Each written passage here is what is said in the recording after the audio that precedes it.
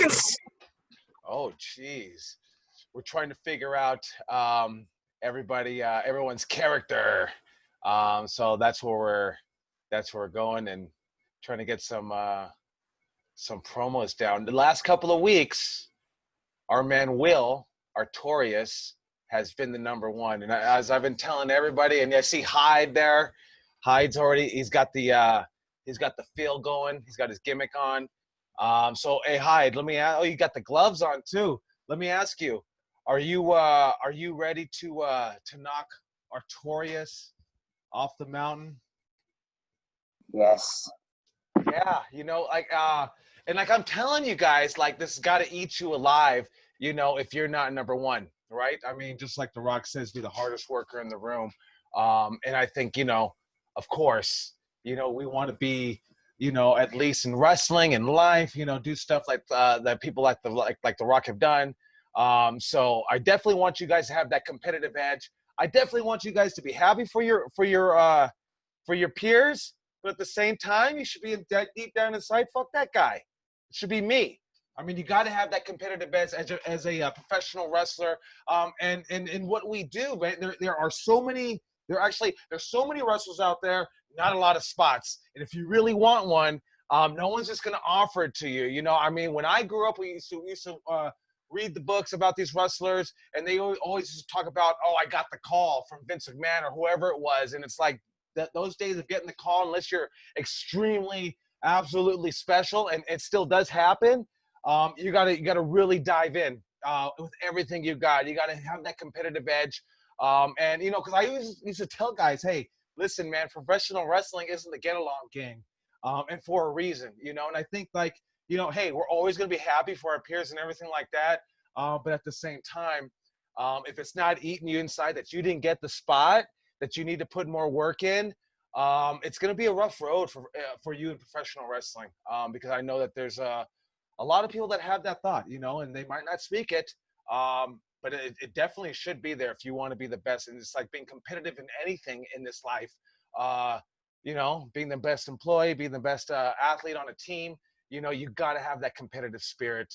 And I guess what I'm just really trying to tell you is that we go into wrestling about like it's predetermined or it's fake or whatever the case is, but it's obviously you guys all know it's pretty far from that, from being anything like that fake. So really been just trying to drive the good seeing you, Steve. I just saw you there right now.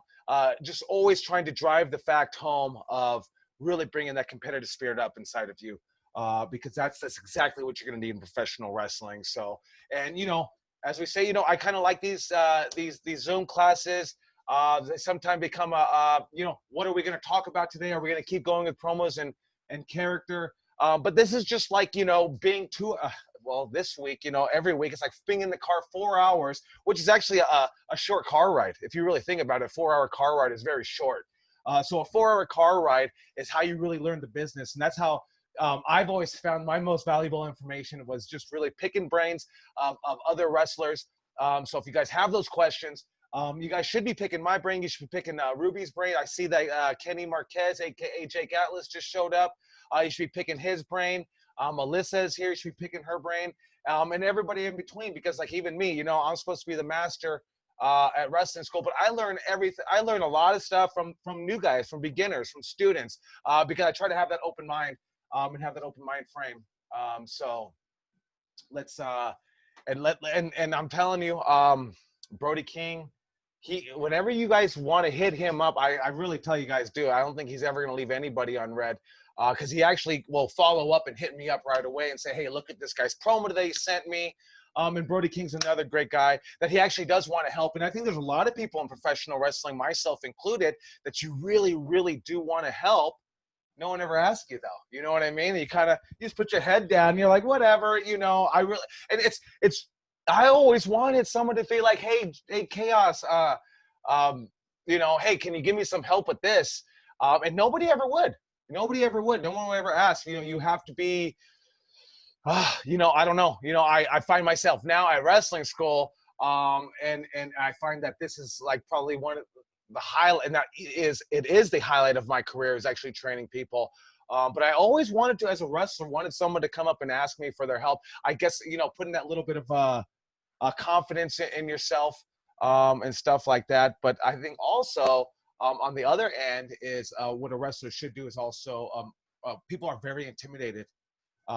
Whether you want to believe it or not, they're very intimidated and they don't really want to go up and ask you or bother you. Looking at a guy like Brody King, yeah, he looks very intimidating. It looks like he's like, fuck you, I don't want to waste time on you. But he's always one that's really he always hits me back whenever anybody hits him up. So really, that's where you learn this business. You know, we go in there, we can teach all the moves, we can actually go into the ring and do whatever. But learning the wrestling business, and you'll probably hear it from a lot of veterans, is that you really learn a lot from the car rides. And so I kind of consider this like a car ride. It's a little bit tougher because usually when we're going to a show, it's you know, you got something a key point to talk about, whatever it is. But that's definitely what I've been utilizing this for you guys, and so I hope you guys are getting definitely something out of it. So let's see who we have here. I see Birdman is back. Good seeing you, Birdman. Javier is back. Oh, Daddy, right? Oh, Daddy. Referee John Nelson, good seeing you today. Will Artorias, I see you down there. The returning champion, Will Artorias. Richie Coy is in the house. Jake Atlas is here today. And we got Teddy Bloom. Teddy Bloom is gave me a message and said he wasn't going to be here Thursday, but he's going to come back today, which is Monday, and knock Artorias off his promo. And I see Javier shaking his head. No, you're not. So it looks like you got some competition, Jay. Good seeing you. Milo is here. Good seeing Milo. Milo's had a great promo. Jezebel is here saying hi to everybody. Milo was saying I didn't say hi. Oh, okay. And then Ray Romero Jr. is in the house. And I know that Gaius Tantalas has been trying to come in and out, so we'll see. Hopefully we can have Gaius Tantalas come in today. Oh, there's a picture of Sal. We got Sal, which is Jake Atlas's dog. So I thought I was his dog, but I guess he's got a new dog. So, all right. How you feeling, Jake? Good seeing you. Good seeing you, Joey. I'm doing all right. Good to see everybody. Hello. You guys don't have to turn your mics on. Just saying hello to everybody. I also can't. You guys remember this guy? They're like, nah. No, they remember you. Who are you saying you can't see? Hyde? No, I can only see you because I'm on my phone.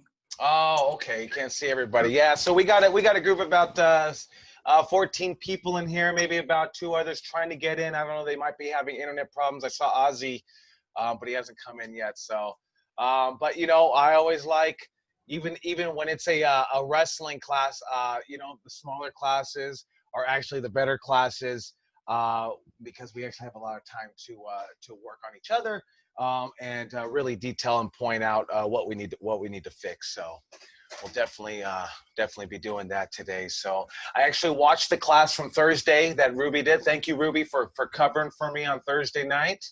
That was a great class. I gave Ruby some feedback, and then I also I was gonna re-listen to it again, and I want to give more feedback to some of the promos that everybody did. And I know some people are here that weren't, or that are not here that were on Thursday. So we'll definitely go ahead and get to that. So before we get started on any of the on some of the promos and stuff like that, any questions that you guys have for promos, character development, what can really help you guys out? Have you guys been listening to keynote speakers? Has anybody been listening to keynote speaker, motivational speakers is sometimes what they're called? Anybody? No? How about those cult speakers? Anybody listen to cult speakers? Yeah, Javier's nodding his head. Yeah, okay. Hey, Joey. Yes. What I want to know is, did anybody actually do what I tasked Milo to do and go out into public as your character for a couple hours? How is it, Milo? Did you do that gimmick? She might be there she is. Well, okay. I was supposed to do it last night at work. I had this idea, like, kind of related to COVID, talking about wrestling, and then I was going to do it at work. But then I ended up not doing that at work because work ended up really bad. Like honestly, it's not about going out into public and cutting a promo. It's just going out and living as your gimmick. So living as Milo, or going out and living as Hyde in the real world, and how you're going to interact with your environment and the people that you see around you.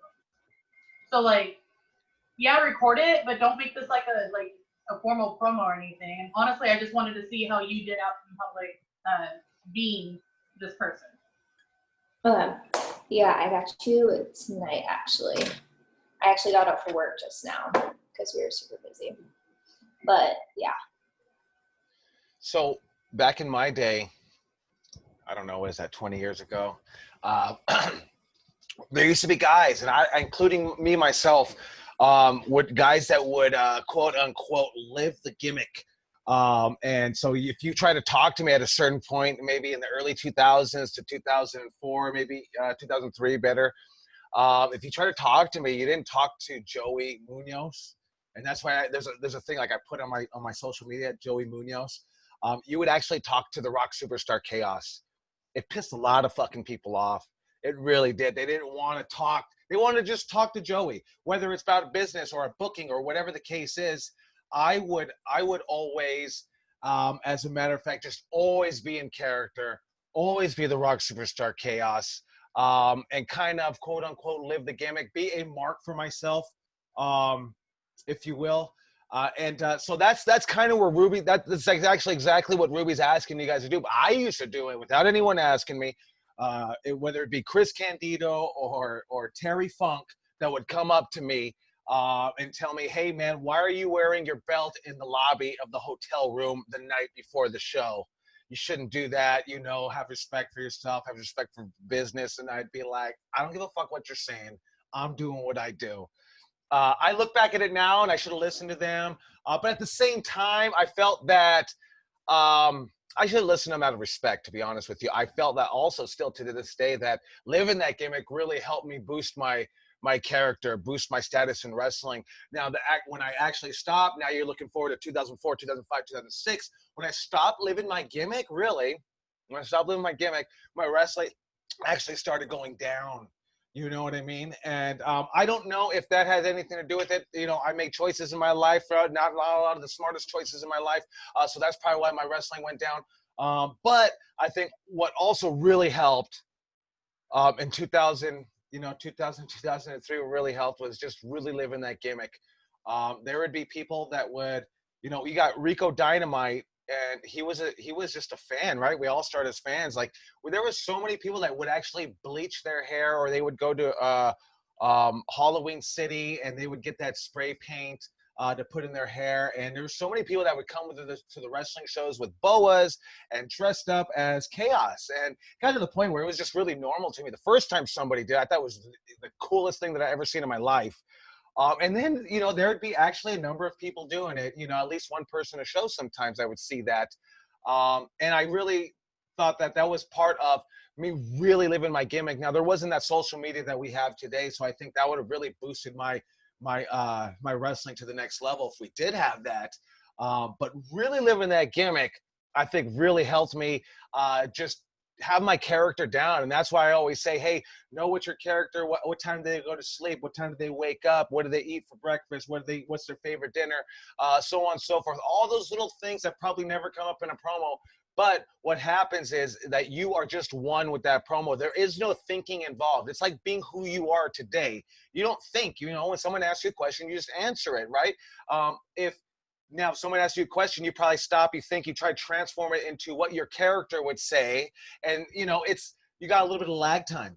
And so that's what we're looking for. That's what Ruby's looking for, is to cut out that lag time, really have that character down like nobody's business, and just really think about it. And you always hear stories about actors doing this. I think Joaquin Phoenix has done it, among many other actors. That's one that I can remember, is that actually lived into the gimmick so far and so deep that people are questioning what's going on, So I think there was a movie, Man on the Moon, And I want to say it was Jim Carrey was like, I'm Andy Kaufman, and you had to refer to him as Andy on set, and just like really doing that deep dive into that character development. So that's what we're looking for, doing that deep dive. It should really come natural from for you, so that way it's just very easy when somebody asks you, when you're in that situation, in Mean Gene, or in this case where Alyssa is asking you a question in the interview room, you know,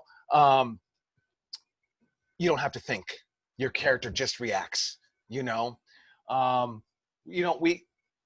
We got Jake Atlas here, so I actually want to ask you, Mr. Jake, and I know that with this whole pandemic and the COVID-19, I'm sure that the school or the NXT hasn't been what it is usually, because it's everything's out of whack right now. What are some of the tips and tricks that the Performance Center gives for promos and stuff like that, character development? Yeah, so even though obviously the pandemic's going on, we still see our acting coach, and we do Zoom classes like this, and they're individualized. A lot of the things that the WWE is, or what NXT kind of encourages, is we're in the realm of realism. So like the era of The Undertaker is kind of like gone because of social media and stuff like that. Things like The Fiend works because it's one of a kind. It's his idea. He knew what it was. Boom. A lot of what they tell us and what they teach us is to not try to be something that we really aren't, and to just be us. They don't even say be you to the 10th. They don't say that anymore. They literally just, whatever it is about you, that just talk like it, have a conversation. When we would do our interviews with Alyssa, one thing that they would encourage is to just make sure that it's acknowledged. It's you're acknowledging the question, you're acknowledging what's going on, you're acknowledging what Alyssa is actually saying, and you're not just rehearsing what you're supposed to say. If Alyssa says, "Oh my gosh, you lost," and how does that make you feel? Well, you stop to think, and you think about, well, I did lose. How does that make me feel? Our acting coach is really big on, the surroundings. What is around you? What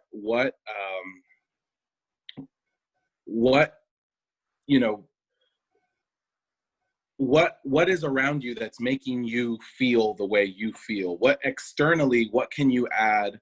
Whether it's the NXT logo behind you, or whether it's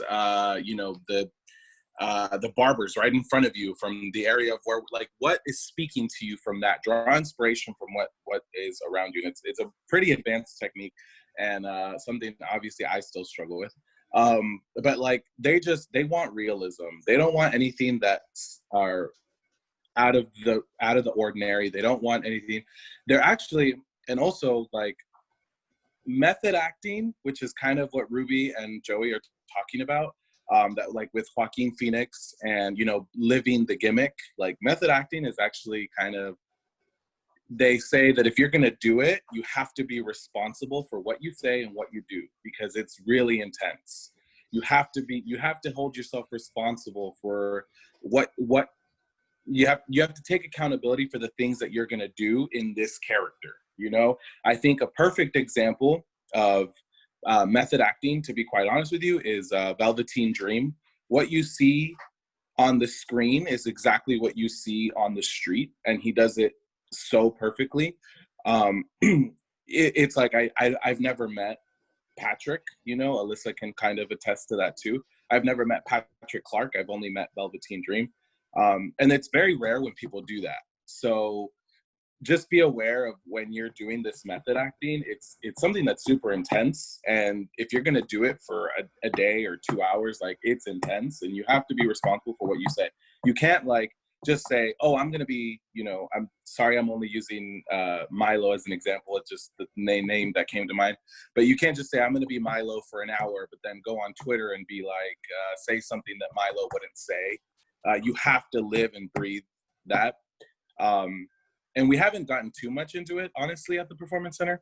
Like I said, we're just really big on realism and just being real. Like, the whole spirits and conjuring stuff up and you're psycho and you're crazy and you can control water with your hand, like all of that's like gone. Like, they don't encourage that whatsoever.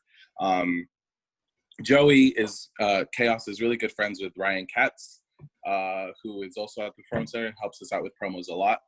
Something that he really encourages us to do is to like find something about your life and like dissect it, like create a timeline of what happened to you in your life and relate it to that specific event.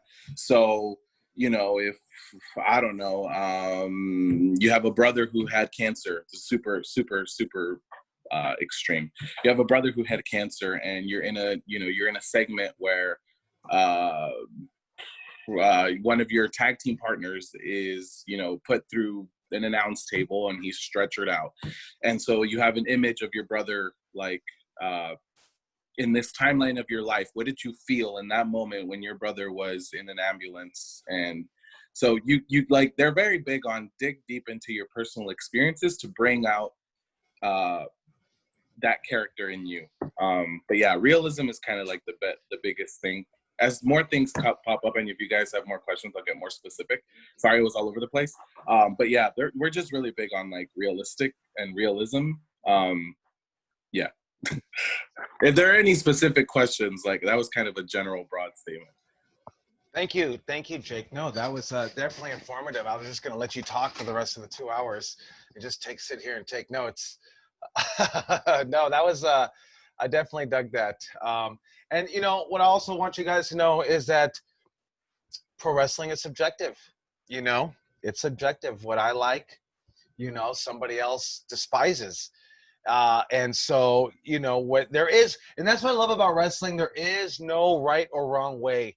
It's really just kind of thrown into that wall and see what works. You know, there's definitely and obviously proven things, you know, following psychology and you know, the way we kind of break it down and whatnot.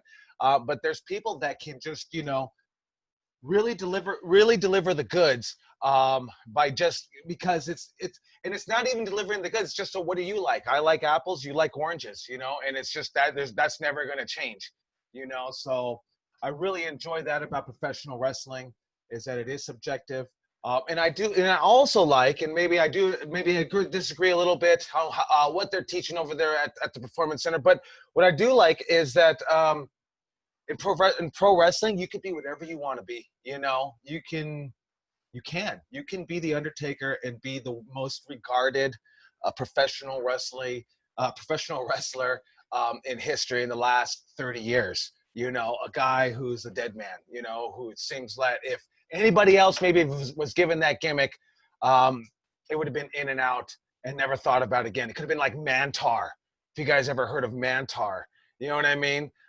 So it's really putting in anything that you want it to be, and you can really, as long as you put your heart, soul, and effort and passion into it, it probably will work, because wrestling is subjective, you know. And I think that's just so important to understand. What you might like and what you might want to try to do. Maybe I want to try to wrestle like Ricochet. I can't do, you know, and so I don't like that wrestling. But people actually might like my old style, 70s style wrestling. That people might just be all about that and dig it. And that's what I love about professional wrestling, because there's just people from all different realms that definitely do love it. So, all right. And so, hey, did anybody else do some of the homework? Did anybody give it a chance for an hour, 30 minutes? Hyde, did you do the homework that Ruby assigned? All the time. You know what? I was just gonna think that, because I think you said hello to me in Hyde, or you know, so, and then maybe you should have answered us in Hyde. So, but yeah, it's all about really helping out yourself, really digging down into it, and then becoming comfortable. You know, I think a lot of this is really hard to comprehend and do if we're not comfortable. Even if it's just running the ropes, you know what I mean? Now you were trying to tell you to do a character. So a lot of it becomes having that comfortability with it, and just relaxing, and just understanding that everybody's going to make mistakes. So get that out of your head, get that anxiety out of your head, and just go out there and deliver what you want to do out of passion, you know. And I think that's so important. Don't worry about anybody talking about you in professional wrestling. Go out there and just love what the fuck you do, and I guarantee you that people will talk about what you're doing, because they'll see that happiness, they'll see that passion, and they'll actually be attracted to that so deeply. You know, and I always say that, like, when I had my best time in professional wrestling was that I wasn't thinking about any of this promo shit. I wasn't thinking about any of the psychology shit. I was just going out there and trying to kick ass and steal the show every fucking night, you know? So I didn't try to put all that equation in there. I just tried to really deliver my passion. And I came up in a incredibly different way than all you guys have, you know? I didn't have a school or anything like that. I just kind of really learned by trial and error. And a lot of times it wasn't easy, you know, a lot of times it was very hard. Didn't understand what to do or how to do it or how to produce it. Didn't even understand what psychology was. I guess I could have looked it up. I probably did, but I didn't understand what the psychology was in wrestling. And, you know, I'm 15, 16, 17 years old. Not the brightest kid because I'm getting into wrestling. So, you know, but also you just also want to just make sure to have fun. And I think I tell that to a lot of the students, is just make sure that have fun. Why are you doing this? Why are you coming into the wrestling game? What is your motivation? You know, when you start thinking about everything else, or I should say, you know, my hope spot should be here and there, man, feel it is probably the most important. So, Ruby, you think we're ready to get started in some promo battles? Because I know they actually go longer than we actually anticipate. So I think so. I think we are. Okay, so let's see here. I mean, I'm looking right at Hyde, Mad Dog, and me, and we got Milton here, aka Slice Boogie. So we got some added competition when it's going to come to some promos. And my man Milton, or my man Slice Boogie, man, he's probably going to be better off if he listens to a lot of you guys, because then he's going to use it against you in his promo. And we've talked about Boogie. We've talked about that in our promo classes, like what you do and how you do, and what I've noticed about you. You'll go up to somebody, whether it's Steve Luna or Hyde, and just say, hey, what's this that you said, or what's this that you do? And then you come back and you actually turn it around and use it against them in promos, which I think is like actually bringing that promo right back 100%, which makes for a great mind blown promo. So we'll let you get in there and get in on this. But I'll give the option, you know, and just like being in the wrestling ring, I'd actually rather kick a bunch of you guys out. Who wants to go first? Whoa, man, imagine if we were in the fucking wrestling ring and I said, who wants to go first, and nobody jumped in. I mean, I have left the dojo before and said, what the fuck are we here for if nobody wants to get it? You just want to watch me and Robbie wrestle? So, hey, and I'm telling you, man, you ever get that opportunity? You go to NXT, you go to Ring of Honor, you go to New Japan and say, get the fuck in the ring, and everyone just stands there? Oh man, I'm telling you, you're probably gonna piss them off too. So jump the fuck in the ring, whether you're ready or not. Jump the fuck in the ring, you know. Hey, but be ready. Be ready to rock and roll. But jump in the fucking ring, because honestly, yeah, mentally I'll start writing you off. That guy don't want it. This guy don't want it. How bad the fuck do you want it? You know, I should be trying to shut you the fuck up on promos. Okay. So, all right. Who is it? Jay Douglas? We actually had Teddy Bloom, yeah. Teddy Bloom. All right. Oh, yeah, my bad. Oh, Chaos, you're calling me out? Oh, yeah, hell yeah, I'm calling you out too, my friend. Shit. So, all right, Jay Douglas. I keep calling you Jay Douglas. Make it a point to make me call you Teddy Bloom. You will after this. All right, let's see it. All right, here we go. Ruby, are you good on the time? Yes, sir. We're going to give you I don't know if y'all can see. If not, put it on grid view, because I'll give you the 30-second Iggy, and at 45, I'll just start doing the scissors. Yep, cool. She gives that Iggy. If you can't see her, I'll start flashing my head at 30 seconds also. So. All right, cool. All right, here we go. Good. Are you good? An institution is the lengthened shadow of one man, and You, Joey Chaos, have left us in your shadow for far too long, dude. Now let's face it, I know you're the uncrowned king of SoCal Pro Wrestling. But the fact that Santino's just hangs on your every word and suppresses that dormant dragon deep inside themselves with all the answers makes me sick. Well, Teddy Bloom ain't afraid to provoke a dragon. And I'm thinking it's time to wake some of you up. Done. I dug it. I dug it a lot. Obviously, it's on me, so I probably dug it a little bit more. Let me ask you, did you audible out, and was the promo about Artorias? Because I don't know. I'm just trying to make a connection with the dragon. Oh, yeah. No, I actually think I thought of that from Artorias last time, but Okay. no, it wasn't another call out on Artorias. It was more just every week I try to think of someone different in the group chat and just try to think of something to talk about with them. I thought that was probably, obviously, in my opinion, I thought that was like your best promo thus far. All the video promos that you've done, all the promos that you've done here. I really feel the calmness in your voice. I like the tone in your voice. I like the way, and I think I've told you this before, I like the way you sound for some reason. It's just, I don't know if it's that radio voice or something like that, but there's just something that my ears are attracted to listening to when you talk. Maybe it's like a little bit of a Jake the Snake. You're really kind of low key, right? You don't have to yell. And you're coming from a guy who, I love pro wrestlers that fucking yell. I love me some Macho Man and Ultimate Warrior, Hulk Hogan, all that 80s shit, man. Like that's me. I love that. And I actually never really liked Jake the Snake as much. But so like for you, for me listening to you, I thought that this was an excellent promo. I like the way you actually told the story. You're making everybody think about it. You're painting that picture with your tongue, letting us know what you want to hear. We'll also go to Alyssa and Kenny on this. But what did you think about this, Ruby? I really liked it. If I'm going to give you critique, it's going to be something that's a throwback to the last time you were in class. And the last time we made a good point to tell you how much we really enjoyed it when you did the pause and said the dude. And this time you just kind of rushed over it a little bit more. Like I feel like last time it was a little bit more pronounced. And I really liked it when it was more pronounced. So that's just a note. And you came in at 41 seconds. So I also thought it was about Artorias, by the way. Like you called out Joey like at the very beginning, but even as I'm listening to the whole promo, I thought it was about Artorias. Like I wasn't even seeing Joey's face in it. Oh, okay. Thank you. Did you say dude in there? I did, but Okay. I'm always thinking of like the I know where the pauses probably should go, but I'm always thinking about this like 45-second thing. And like there's stuff that I want to take out, but then I'm like, it wouldn't make sense with stuff. It's like I'm trying to rush through it. What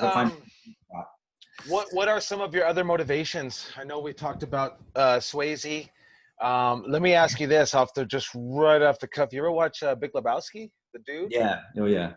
I mean, totally different, but like I think there's definitely stuff that you could take away from that and put into your character, if you haven't already. So, Mr. Marquez, what did you think of Mr. Bloom's promo? First of all, I had no idea Mr. Bloom was Jay. Welcome back, dude. That's awesome. I had no idea that he was back training. So that's actually really cool. I like him a lot. Anyway, so I'm not gonna pretend like I'm a freaking master at promos. They can be good sometimes, and they can be terrible other times. But I really enjoyed the fact that it was 41 seconds. That is actually really good.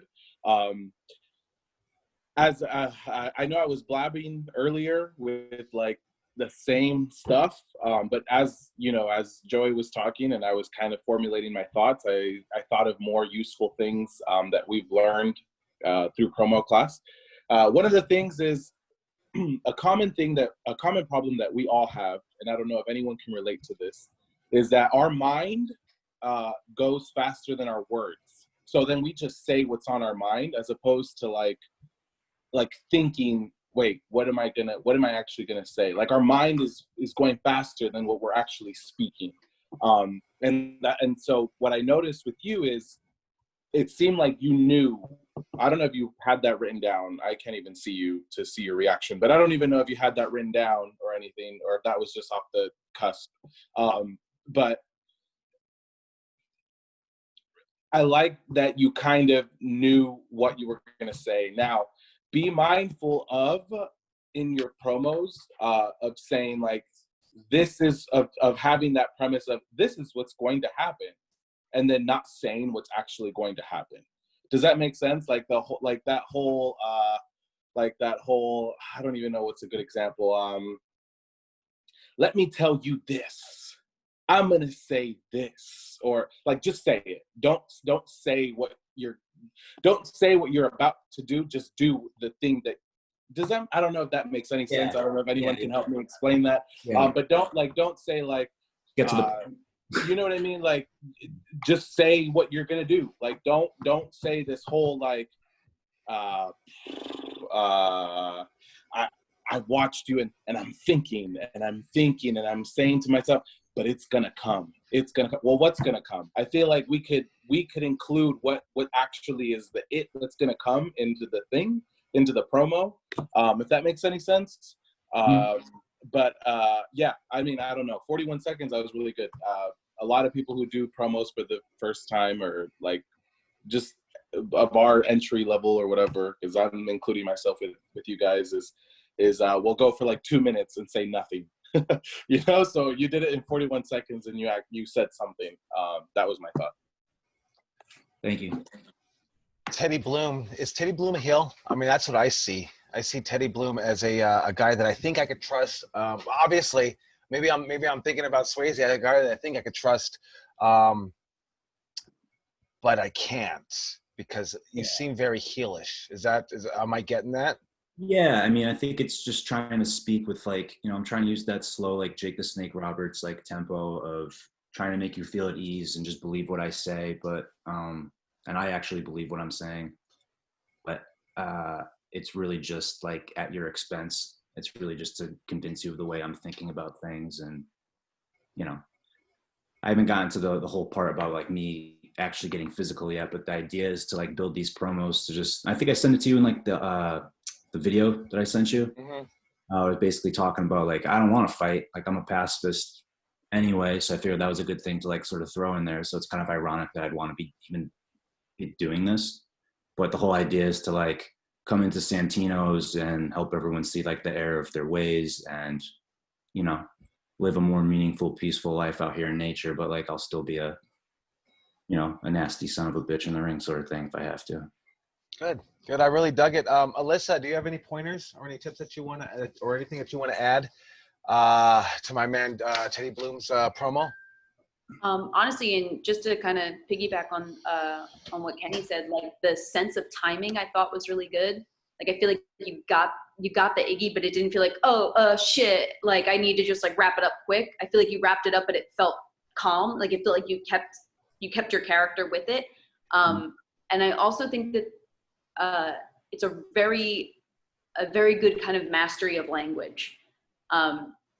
And I think that very much is telling for the character. Sometimes I think a character's vocabulary and the words that they choose to use and the turns of phrase, I think can speak volumes without actually giving a definitive message, if that makes sense.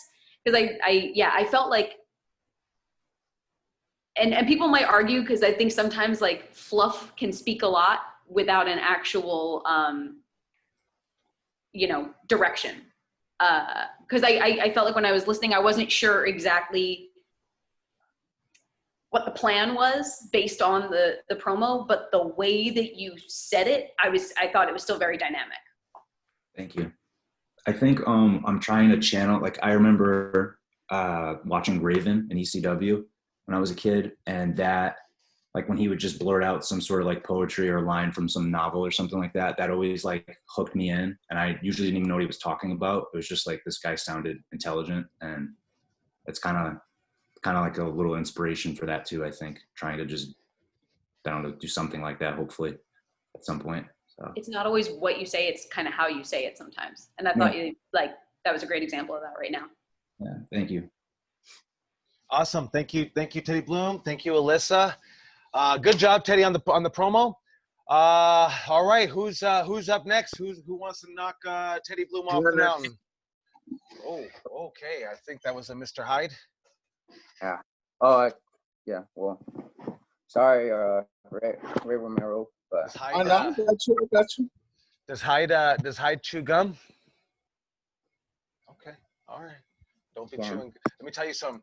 Don't be chewing gum when you're wrestling. You know why? Because you're going to be selling on the top turnbuckle, like the guy's beating your ass, and you're going to be chewing your gum. If you're selling, yeah. It happens all the time. All the time. So, all right, here we go. Milo matters. It's your buddy Hyde. Now, last week you talked about something about that your knees are weak, your arms are sweaty. And I happen to realize that that's because you have 2 wins at Up All Night. And I know that your hands are sweaty because you want that 3rd win. But guess what? Hyde hasn't had 1 win. When it comes down to it, who's going to want that win more? Because now I know exactly what I have to do, and that's whatever it takes to win. Now, Milo matters. Are you going to take that opportunity or let it slip?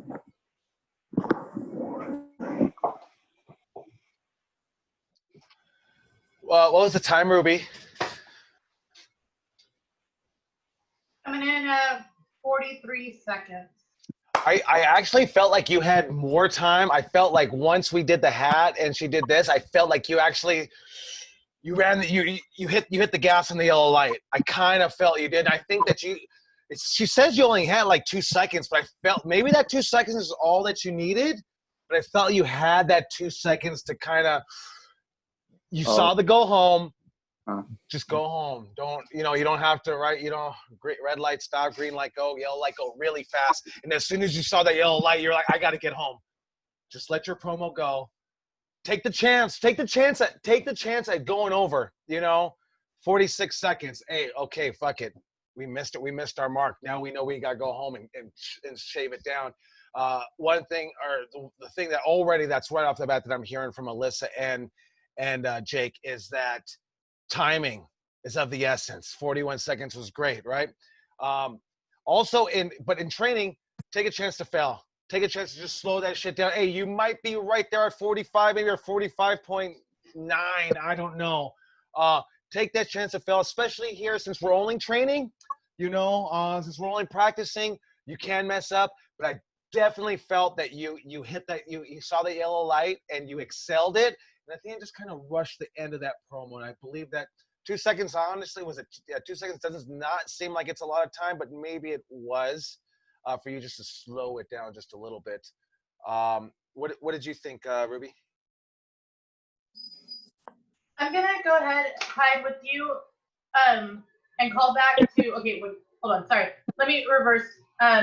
Remember when I told you guys in class, like, the thing that I do not like the most in promos is vocalics. You guys know what that is, right? That's when you're saying like the stuff like that during promo. I would go ahead and throw now in as a vocalic because now is kind of like the of professional wrestling, in my opinion. And you said now like 3 times in that 43 seconds.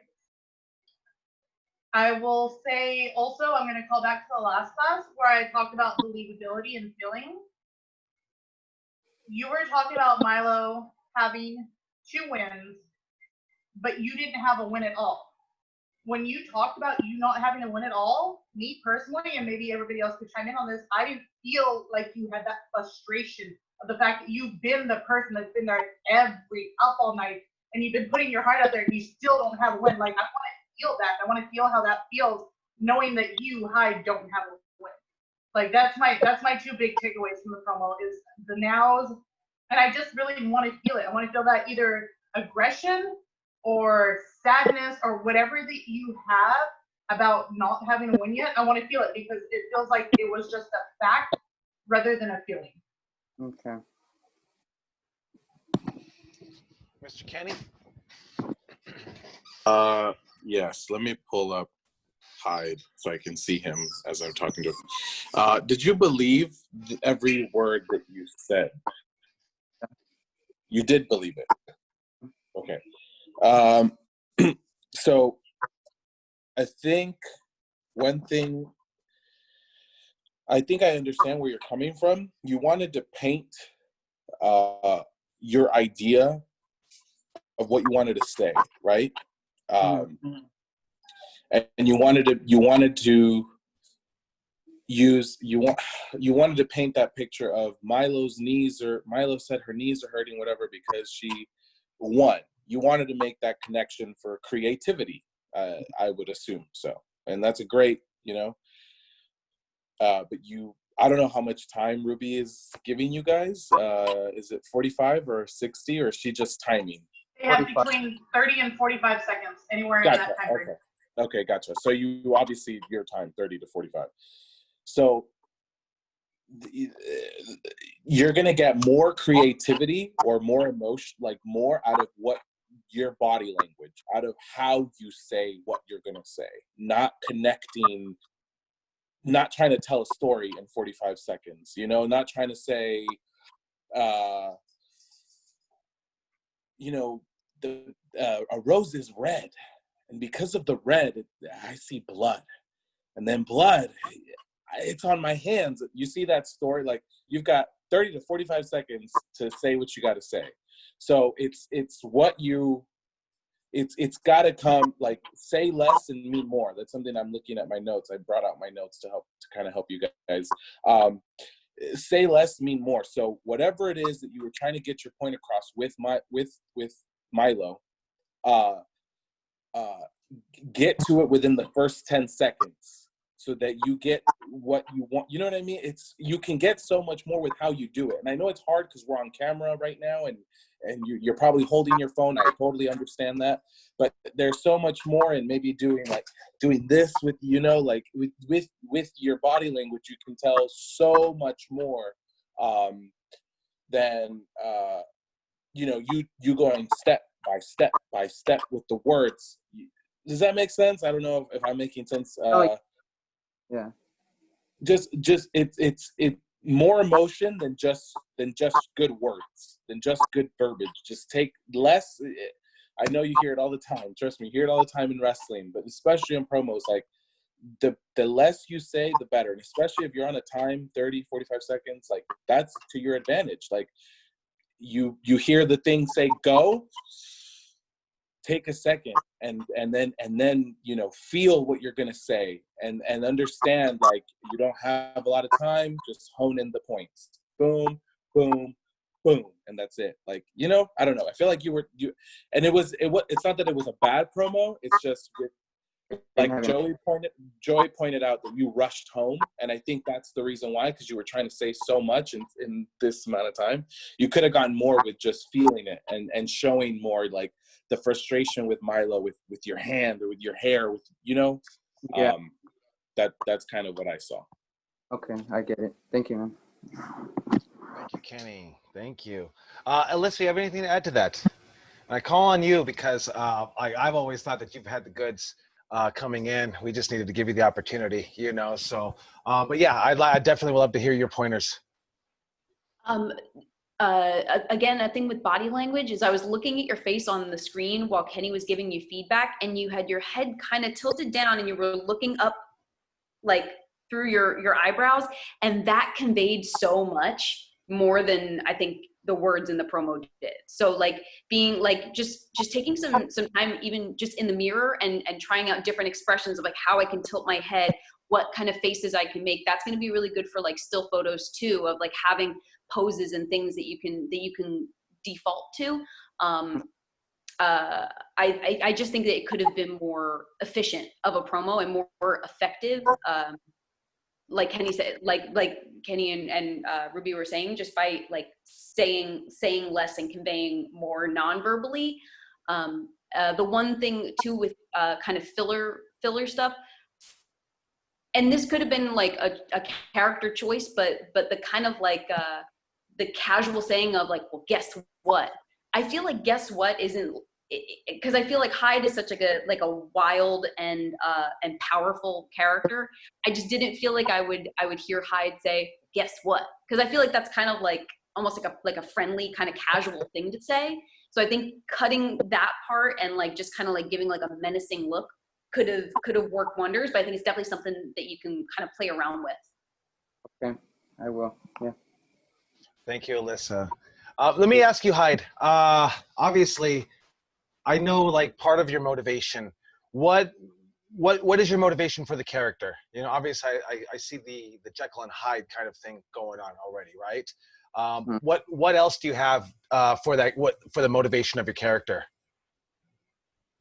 Kind of being like a little bit Charles Manson-ish in the way where he talks, where like what he's saying is like ridiculous, but then it makes sense. For like believing like, you know, you can't beat me, right? And this and this and this, and kind of setting in doubt, like making the person think like, holy shit, like the whole Milo matters, the whole palms are sweaty. I try to go back to the whole that's an Eminem song. So at the end I fucked up, but I was gonna try to say, are you gonna capture it or let it slip?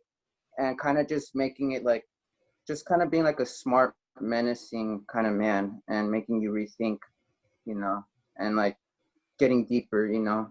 I say one thing, but it can have like a bunch of meanings, and like, holy shit, dude, like this guy's gonna like say something that's gonna fuck me up, you know. Okay. When I think I want to say I think that you're probably a little bit nervous today. Yeah. Not your best promo. I still think that one promo that you sent me when you said it was like 1:30 in the morning. You said, "Can I send you a promo?" And I think like you're just tired, right?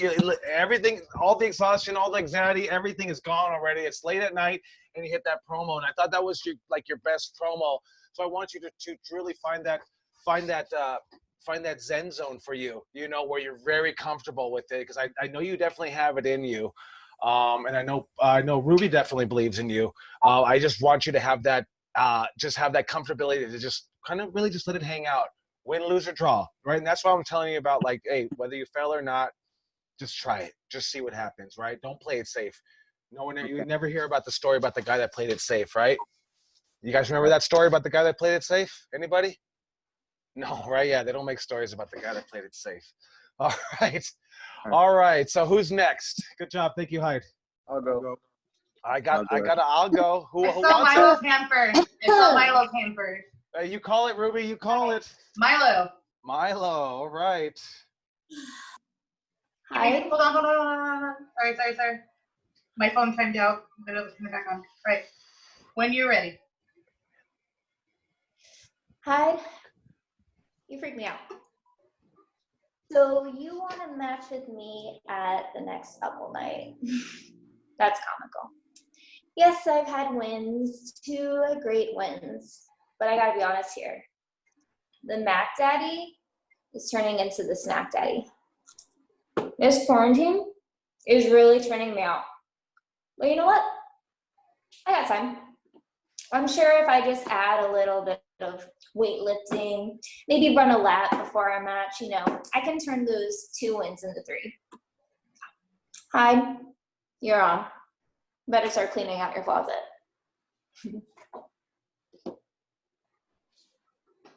All right. Ruby, you want to start off?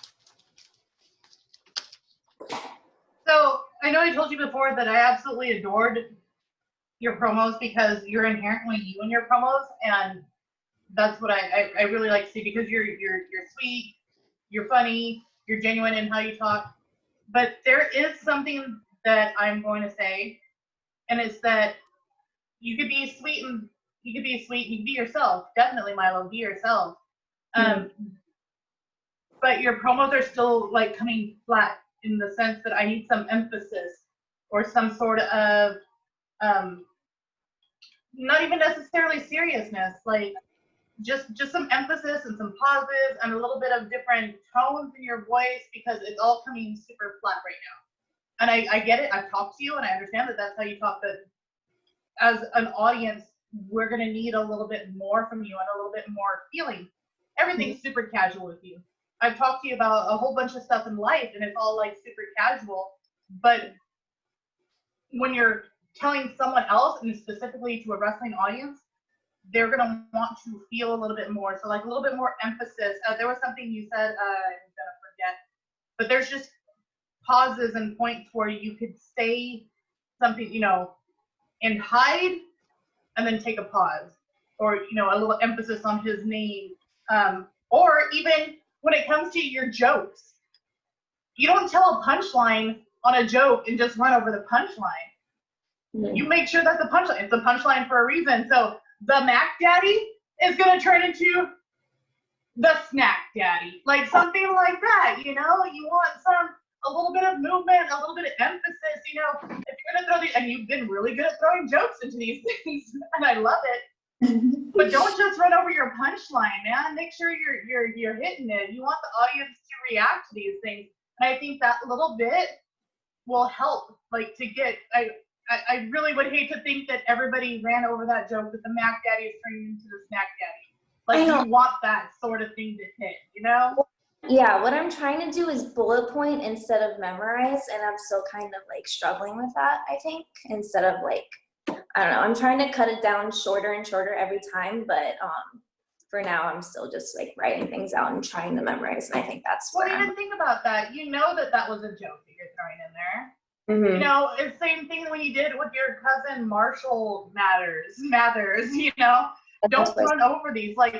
These are little jokes and they're little points of genius that you want the audience to see. And I would die if I was watching a promo and you did the Mac Daddy turned into the Snack Daddy. What's up? You know, like something like that. That's something where, and it's going to bring that connection from you as a wrestler to the audience, because now you're making a connection with them, and that's what we're talking about. We want to have these connections with the audience, and this is going to be a connection where everybody's going to understand what you're talking about.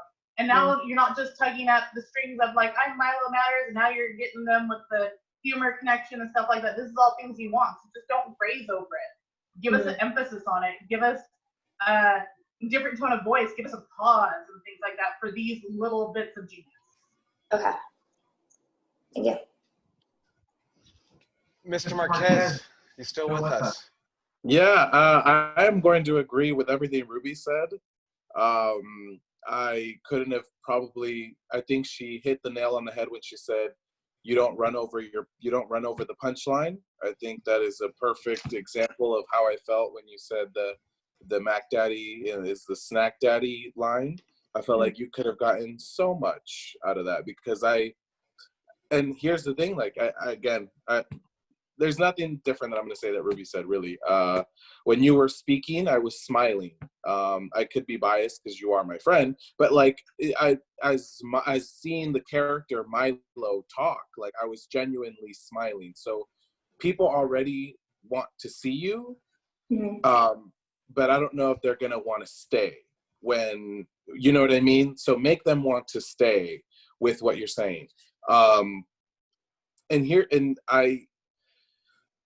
I know you're saying you're doing the bullet points instead of mesmerizing. That's great. Everyone is different. I do bullet points myself too when I'm given scripts now, because I stress myself out. But one thing that I'm also having trouble with, and I can relate with you a little bit, is even here at NXT, is that I know I have a personality. And I show it with my friends. I show it with Kaos. I show it with, you know, if I'm talking with Kaos on the phone, he sees my personality and he sees this person. Then when I get on camera, I'm trying to show it instead of just being the personality. And I think I kind of get that same vibe from you, is that you're funny. And I think you know you're funny.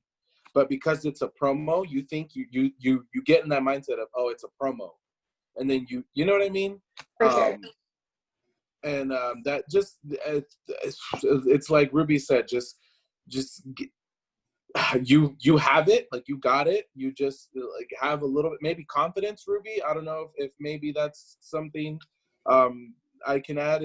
I don't know what you think, Ruby. Confidence, or just, you know, practicing those punchlines in different ways. I would have loved to have seen the Marshall Matters thing, that if that's your cousin, like, you know what I mean, like things like that. Like, I'm already intrigued in the character, so that's half the battle. Just yeah, it's just more like, don't be afraid. Like, don't be afraid to just let your personality loose. Even if for 1 second you're like, man, forget these bullet points. Like, and literally almost say that in the thing. Like, man, forget what I was gonna say. Like, I'm gonna, something like that. That's kind of where I'm at. Thank you. Milo, one thing right off the bat that really took me out of the promo, I believe I saw your eyes looking down at your bullet point notes. So let's even, hey, so when it's go time, we're going to turn our notes around and just not look at them. Hey, whether we stumble, because when we stumble, we're going to go back to the drawing board and we're definitely going to find a way to fix that. So let's get rid of those bullet points, right? We want to have more ability to add some improv, right? I don't want you to memorize lines, and I don't want you to look at the bullet points, right? Because that's definitely taking you out of the promo, just looking down at it. So that was probably my biggest critique. And then since I did see that, it kind of took me out of the promo personally. I think that you can definitely do better. I think once you hit your tagline, the Snack Daddy, you definitely felt a little bit more comfortable. Just have that comfortability all the way through, whether if that's the only line that you hit. You know what I mean? Because I don't think that's something that you'll forget. I don't think you have to look at your notes for that line. You know what I mean? Mm-hmm. So, okay. Thank you. Thank you, Milo. All right. So, who's next? Can I make one suggestion? Oh, yes. I'm sorry, Alyssa. Yes. I was just, I know a lot of like getting comfortable and building confidence just comes from repetition and practice. To get yourself kind of even just more comfortable with the sound of your own voice, maybe try doing like voice recordings of just stream of consciousness. Don't time yourself, and then play it back and listen, just to get comfortable in your own voice and just get comfortable kind of just talking, just kind of willy-nilly. I think that can just be a good help, because I think a lot of it'll just come with practice. Yeah, for sure. Oh, thank you. And get out there into public and be Milo in public. Just even if it's just for a little bit, just relax into it. Relax into everything. Mm-hmm. Throw that Snack Daddy line at your friends. You know what I mean? That should be a little bit of you. Let it come out. Let it really come out. I know you giggle and laugh at it, but no, that's legit. Like, hey, start throwing that out there a little bit. Get comfortable with it. Now that's gonna just roll out your tongue. You know what I mean? All right. I think there was Ray Romero and Dom were trying to get in on the next promo. Ref John Nelson actually came in first. Okay, Ruby's calling it. Ref John Nelson.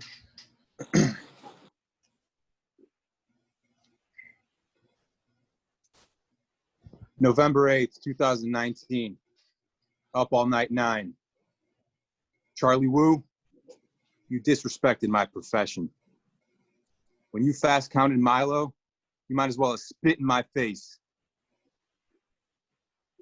Santino Brothers deserves better than you, which is why I'm here. My name is Referee John Nelson. And trust me, Charles, if I ever see you at a show wearing my stripes, you're going to wish we were back in quarantine. I can count on it. I dug it. Hey, so I think we started about 2 weeks ago with you, and I think your first promo might have been like 20 seconds. How long was it today, Ruby? Did we lose Ruby? Let's see here. But sorry, my bad. 32 and a half seconds. Okay, so we're still possibly a little bit short, John. But I dug the promo, and I just saw the patch. I thought the patch was really awesome too. Taking the extra step and the extra mile to get your character across. I dug it. You had the authority in your voice, especially for a referee, right? And we talked about it, like having the ability to be able to do this. That's how possibly referee Tim White was able to get a spot on Monday Night Raw, and they did like a whole month or maybe a little bit longer segment of him in the bar. Having that ability is very special. So being able to be a ref and do it, each week I see the improvement of you getting better and better, right? And that's what I always say, right? As long as we're better today than we were yesterday, then we're on our way. And I think that's probably the most important. So I I definitely dug it. It's getting better every time. You're adding more depth to it. Last time we just talked about the rule and the rings will be respected, but now you're getting a little bit more into it, and now you have the storyline too behind it. So definitely, I definitely dug it. Thank you. What did you think about it, Ruby? So is this a reworking of the promo that you gave in the last class? Yes? Yeah. Yes. So I'm going to tell you all the good stuff that I think I already said to you originally is I really like your voice and I love your delivery of the line. You have a very commanding voice. And I know you're taller, so you're going to have a very commanding presence in the ring. Like, and the structure was really great on this as well. You came in at 32.5 seconds. I think if I'm going to give you a critique, it's going to be on the content of your promo. That being that, yes, we're doing a promo about Charlie Wu, but in this instance, and I'm probably thinking too much into it, I don't even know who Charlie Wu is, and so why does it matter? I mean, yeah, he did a quick 3 count, but why does, besides just you being a man of the law and a man of officiating, you know, who is Charlie Wu and why does it matter and what was this match? And you have a whole nother 15 seconds there, you know, almost 15 seconds there that you could have worked with, even if it's just to add in a little bit like Charlie Wu, that you've been with Santino brothers for all these years and you still did this sort of thing. And maybe I'm thinking too deep about it, but at this point, I'm not even sure if I saw this promo that I don't know who Charlie Wu and why does it matter, you know? And Chaos, and we've all talked about it, about building your opponent up to tear him back down again, which is definitely one way to look at it. But in this way, like, I don't know, what does Charles Wu matter? Was he just in here once? Has he been there at Santino Brothers? Like, who is he? And you don't have to make a big thing out of it. It could just be as easy as one line, just to give me a sense of who he is, you know? Chaos, can you help me out with this? Like, I know you've talked about it a lot. About building that. So, you know, like definitely, right, trying to build that story of what you have. And you said something about he counted Milo or something like that. There is also, right, in Santino Brothers history, there's one time that Robert Collin was a referee, and he was refereeing Dom Kubrick and I believe Robbie Phoenix in the submission championship match. And I think it was Dom put him into a pinning position, and Robert Collin counted a 3 count. And it was the whole thing behind it was people said, why would the referee do that? Why would a referee do that? And I say, well, do you watch sports? What's your favorite team? And has the ref ever screwed your team over? And everyone goes, fuck yeah. Fuck yeah, my team's been screwed over. Like, and it's bullshit, right? And so that was the kind of the idea. So now if you're the authority figure, fast forward now, you're watching something like that, right? You can talk about right, because she's trying to find the motivation for Charlie Wu. You can talk about the motivation of disrespecting the art of being a referee, disrespecting the rules, having the wrong call, not having the integrity to go back on your wrong call. You know what I mean? And that's probably every referee in sports history. Like, they'll never go back on their call. I think that's just a thing that they do. So if you can kind of find something like that and find that motivation, she said you had about 15 seconds left. I think that would definitely help you out. And I think it would also help you out on just cutting a promo. And I think it goes fast forward to wrestlers, at least for me. It's a lot easier for me to cut a promo right after the match. Everything just happened. I got something to say to my opponent right then and there. I don't have to think. It's right there embedded in my head. And I think that when you have that motivation and to follow, it makes the promo for a lot easier, right? It's like what Jake said, like, you don't have to say much. You know, less is more, right? Same thing on wrestling. Same thing on promos. Less is definitely more. Is there anything that you want to add to that, Mr. Marquez? It seems like from what Joey is saying that you're at least to cutting promos, you're a little bit new to this, right? I think that for the inexperience, I thought that it was good. You didn't trip over your words. You didn't stutter. You didn't say anything like you didn't think. You kind of just went from beginning to end. And I think for someone who's just starting out, that's commendable. Obviously with time, we can get into details like, everybody is the best wrestler in the world. Everybody is the best referee in the world already. Everyone, you know what I mean? We can get into those details, into the actually of what you said, but I think the fact that you went straight through is impressive. And I think kind of going off of a little bit off what Joey said and a little bit off what Ruby said. Ruby said, why mention Charlie Wu? It seems like the promo was an introductory one, like about who you are and what you're going to do and what you're going to bring. Yeah, Ruby's right. Probably don't mention Charlie, especially if you have 30 to 45 seconds. Just make it about you and just make a general statement like no other refs who, you know what I mean? That way you don't specify just one person and then complicate it and then have to explain it, you know, and you could just say something like, there are other refs in the world that whatever, and then boom, who are you, you know? Or like Joey said, something as simple as, Charlie Wu, you counted the 3 when you weren't supposed to. Just a simple 2-3 words of why Charlie Wu, and then on to the rest. But I thought it was really good that you went straight through without stuttering, without, it didn't seem like you tripped on your words. I commend that. Thank you. Thank you, brother. Anything you want to add to that, Alyssa? I don't know if we touched on it already, but you spoke with a lot of, I felt a lot of authority, which is perfect for, you know, the authority of a match. But I did see, I think it was like once or twice you looked away from us, and I don't know if anyone had said that already, but I feel like that was just kind of like, I know it probably was for like, oh, the date or something like that, to just make sure that you had like everything lined up.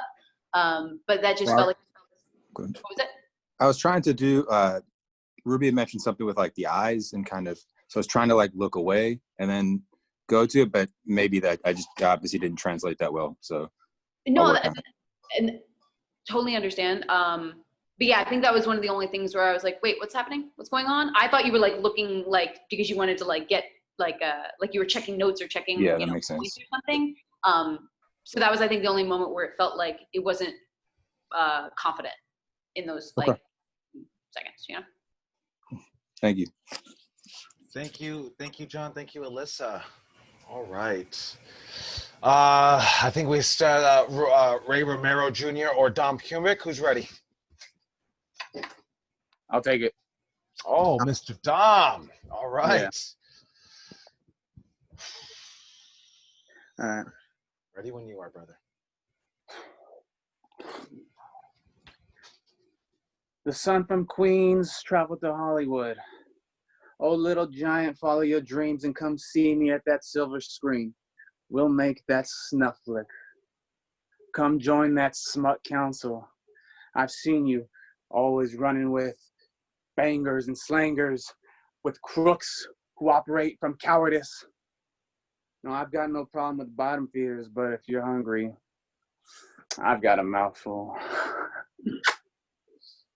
Now just come see me in the red light, and we'll see how far the big apple falls from the tree.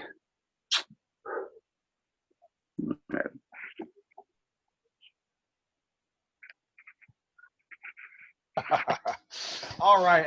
Who wants to take this one first? All right, Kenny, you'll see it. Take it. Oh. Okay. I thought, okay, so very wordy, but hold on. I have Joey on the screen. I'm so sorry I'm on my phone, guys. Let me get Dominic on the screen. Okay. Very wordy, and I think that nothing wrong with it, but I think that it seemed like there could have been a pause in between each line, and each line could have had a different mannerism or a different gesture. Each line could have had something different. And also, I think this will help Milo as well. I don't know if Milo's still on the call, but inflection is also a thing. So like, maybe start off whispering and start off slow, and then maybe one line you go here, and then the next line you go here. but meet me at the red light. And then, you know what I mean? And then it builds. I feel like everything, kind of like the same thing with Milo, everything was just like here. You know what I mean? And I think that the creativity in the words was there. And yes, it was wordy, but I think that you have enough time, because I think Ruby said it was 37.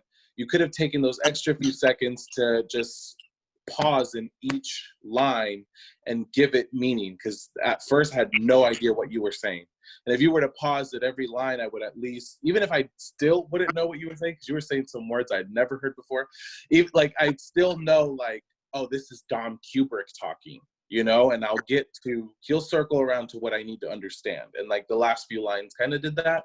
But yeah, just every line was the same. And I think that you can, especially you watch enough movies to understand and understand characters a little bit, to know that each line could have been delivered differently and could have had a different mannerism and a different gesture. That was what I had. I don't know if it was just like Jake was saying, like you had a lot of words in there and bringing it around, like I guess like bring it around to the point. I think that maybe you needed to just kind of, you had enough time. You had about 8 more seconds left, and that's just going to take practice with where you do a minute promo. I had no clue how to do a fucking minute promo, but what happens is, just with practice, you're going to start hitting it. You don't even have to think about it. You're just going to start doing it. So I think that you had about 8 more seconds to maybe bring us right around a little bit more. Once again, I like your voice. It's got that, I don't know, man. I don't know. It makes me want to say, as I walk out into the light, bright sunlight, like, you know what I mean? It's just, you got that voice. I really I want to pay attention to it. I think maybe just for my liking, and I don't know if this is just my dumb ass, but maybe this is just like the pro wrestling demographic too, is that maybe the words were maybe a little too wordy, but I don't know, that may be your character, and that may work. I think Waylon Mercy used to do stuff like that way back in the day in '95. So I dug it. I still think that we still need to peel the onion apart to really find the niche on it. What did you think about it, Ruby? So I wanted to bring up something that someone once told me about professional wrestling, and it's that you should always slow down in professional wrestling, because a lot of the times the audience can't process exactly what they're seeing when you're going so quick. I want to extend that right now to the promo, because your words were so eloquent that I feel like the audience can't exactly process what you're saying at the rate that you're saying it. And I'm going to say, as a comparison, when you hear Shakespeare, you can't just read Shakespeare and go through Shakespeare. You need that pause to process what you just heard. And so that, I think that's my big thing, because I was listening and I loved what I was hearing, but I didn't have enough time to actually process it in my head to really get it. And so I'm going to use an example from one of your previous promos. Sorry, I have peanuts in my teeth. So I'm going to use an example from one of your previous promos, and just about giving like a little emphasis that gives that pause to help us process it. And you had a promo before where you said, "Fly Icarus," you know, and when you said it before, you had a pause. So you give a little bit of intonation to your voice, and you draw it out a little bit, and you give, like Kenny was saying, exactly like he was saying, give that little pause, because I can't, let me think about what you just said, and let it really sink in and really get it. And also, I really love the end part of your promo too. I would say get more comfortable doing these mouth mannerisms, and when you bring your hands to your mouth a little bit, and let's just like, I want to almost feel uncomfortable when you're doing it to me, when you're doing it at the camera, because it's a little unnerving. Like, nobody really talks to you, and so let's have that emotion come across. Like, get into it. Look into your camera, like look into, whenever you do it towards the camera, look into a camera and just really like, I want to be unnerved by that. I think that's what I got. Thank you. Thank you, Ruby. Anything that you need to add, Alyssa, that you've seen from Dom Kubrick? I love the overall vibe of it. The one thing I would say, and it kind of tags on to what Ruby was saying about like the gestures you were making and stuff at the end, I would try and get into the habit of when you're ending a promo to kind of like stick with it maybe like a second and a half before you drop, just because I felt like you were out of it before I was imagining like, oh, well, what if the camera was still on? What if they hadn't faded to commercial yet? You know, so I would just say like stick with it just like a second longer than you think you need to, if that makes sense. But yeah, awesome. Thank you, Alyssa. Thank you, Dom. Like I said, I think you definitely have something there, and it's one of those things like, hey, maybe you're not in the top 5 of the promos. I think that once you find that click, you're going to be in the top 2 every single time. And we're working on it, and we'll get there. I guess let's see who's next up. Ray Romero, are you still available? Yeah. All right, Ray Romero. When you start talking, she'll start timing you. You see, last time I was on here, I had this guy named Hyde coming between the beef that I got going on with Artorias. This ain't even about you, Hyde. But I'll tell you this. You guys are both clowns. You got Artorias talking about Dungeons and Dragons and pulling swords out his ass and all that. And then you got Hyde talking about the final boss in a video game. This ain't Xbox. This ain't Magic the Gathering. This is real life. This is professional wrestling. So next time you want to speak to me, put some respect on my name. Put some respect on Ray Romero Jr.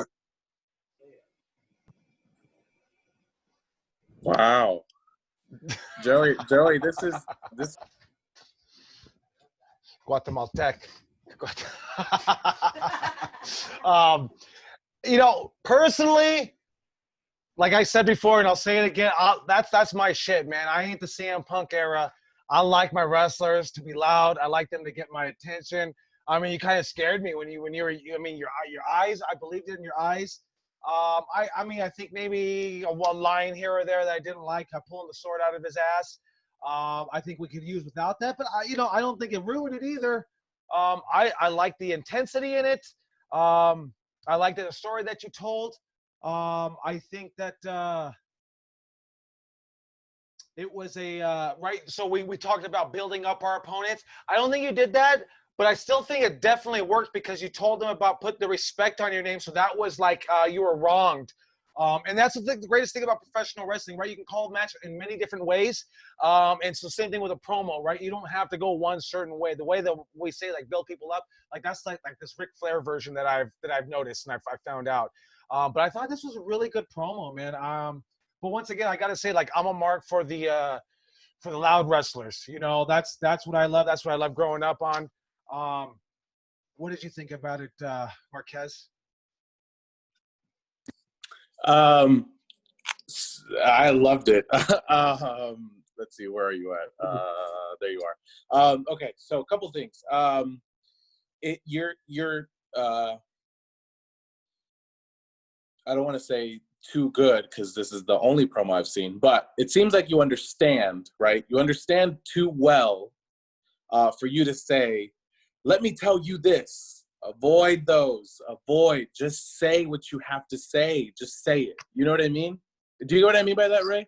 Like, just don't, like, you don't, that's just fluff. It literally is just words. You could just show it. You know, you don't have to say, and you know what? And let me tell you this, like, just say it. You already have the badassery in you. It's there, you know, like I felt it, you know, and even you started, you didn't even wait. I think Joey was still talking and he was like, oh, on Ruby or whatever. And you were like, screw that. Like, I'm going. You could even acknowledge that, like, Ruby, I'm going to go when I want to go. Like, you know, things like that. Play to your environment. That's what I meant earlier when I was blabbing about who knows what. Like, what our NXT coaches say is, like, use your external factors, you know, use what's around you. That was something Joey kind of you were about to start and you were in your moment and Joey was still talking. You could have been like, nah, I'm gonna start when I want to start. I'm gonna do this my way. Like, You know what I mean? Don't get nervous. And it doesn't seem like you are nervous.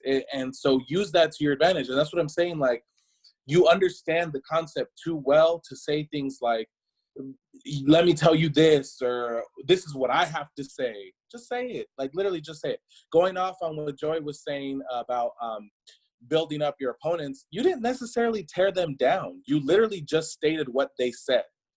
They said that they were the final boss or whatever, and they said, and you just compared it to Xbox. In my opinion, I don't think that you tore them down. I think you just directed them to what you guys are doing, which is wrestling. It's kind of what I felt, is you kind of just stated what your issue was with them. And then like Joey said, made yourself relevant to that, because it seems like you weren't. And you established that you are with what you said, right? Milo, something that you can take from this promo is I feel, I don't know, I see this in Ray, that this is his personality. I feel like if I were to talk to him on the street, I don't know, I kind of see like we would have a conversation and that's how he would talk to me. And it seems like he honed that. So Milo kind of like see that he was able to articulate his personality via, you know, and it's repetition, like Alyssa said, but it seems like, you know, he was able to convey his personality. You know, I don't know what he did or how he, you know, but yeah, that's kind of my thoughts on it, was just avoid the fluff. You have the personality, you have the words, you know. Thank you, Kenny. Thank you. Anything you need, you want to add to it, Alyssa? I thought there was going to be a fight, and I love that feeling. So Yes. yeah, Yes. that's, I think I liked it. It was great. Awesome. And Ruby, bring us home on this promo. I just want to thank you first off for going ahead and taking all the notes that we've given you from the last couple of weeks and actually applying them. I know we talked about variation of tone and variation of voice, variation of volume, and you actually put that all to work in this promo, as well as not calling someone by their real name. Yeah. So really everything's already been said. I will say something, and this is just my personal note, and you don't have to listen to me on this. I was totally into it and I totally got onto it. For me, the line "put some respect on my name" just reminded me of the viral videos and stuff like that, and so all of a sudden I didn't take it as seriously as I had been to that point. That's just me. That's just my personal opinion, because there's so many viral things about "put some respect on my name" and it's been memed up so much. Like, it's almost funny to me now when I hear it. That's just me again. Y'all can have your own opinions, but yeah, I don't have a whole lot to tell you, but you applied everything that we've been saying, and so yeah, I love the intensity, and it was great. Thank you. Thank you. Good job, Ray Romero. Awesome job on that promo. I liked it. All right. Let's see. I'll tell you this, guys. We're about 7:30. I want to get everybody on a promo. So if we got to go over, we'll go over. So we'll buckle down past 8 o'clock if we need be. So just to let you guys know that. So who is going to be next? Birdman's going to be freaking next. All right, Birdman. Here we go. He's going to be next. Birdman Adams. Dominic Kubrick, hello. It's Birdman. I gotta say, I've been watching you very closely, and I'm very impressed. You spend a lot of time working on those pecs of yours. Little pointy nipples. All's nice and shiny, but Birdman has to just make a quick little note that all the time you're spending looking down at yourself, well, Birdman's flying way above your head, looking down at you, looking down at yourself, getting ready to crush you into the ground. I spend all the time at a 30,000 foot view looking at everyone, and I've looked at you in particular, and I gotta be honest, Dom, if you didn't spend so much time looking inward, then you might be able to zoom out and see around you that Birdman's about to stick his spiky beak straight up your tush. I think you made it. I think you made it right on the time. She was doing the cut on the straight on the tush. I thought it was a really good story. I think it could be edited down maybe a little bit. Edit it down just a little bit so you could take some words out, so you can maybe add some time for some pauses. I felt that it was like you were trying to cram a minute's worth of promo into 45 seconds.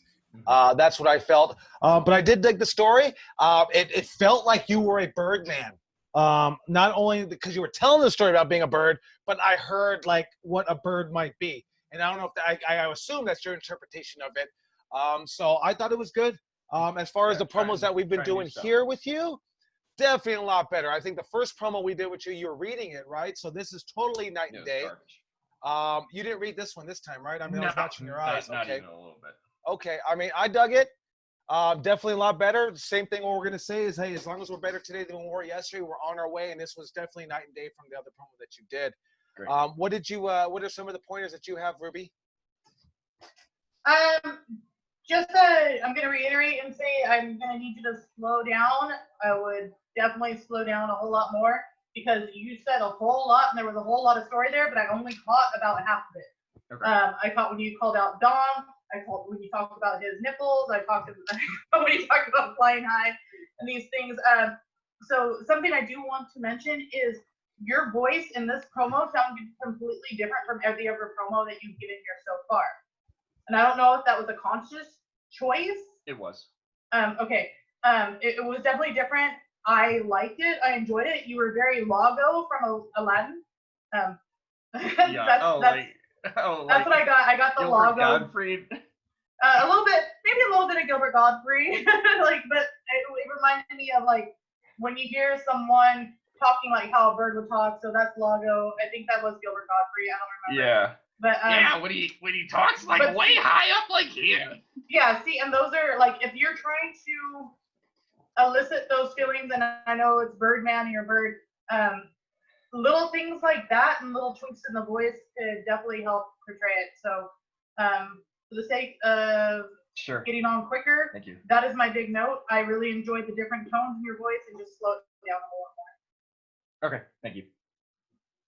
Alyssa, do you have any pointers for my man Birdman here?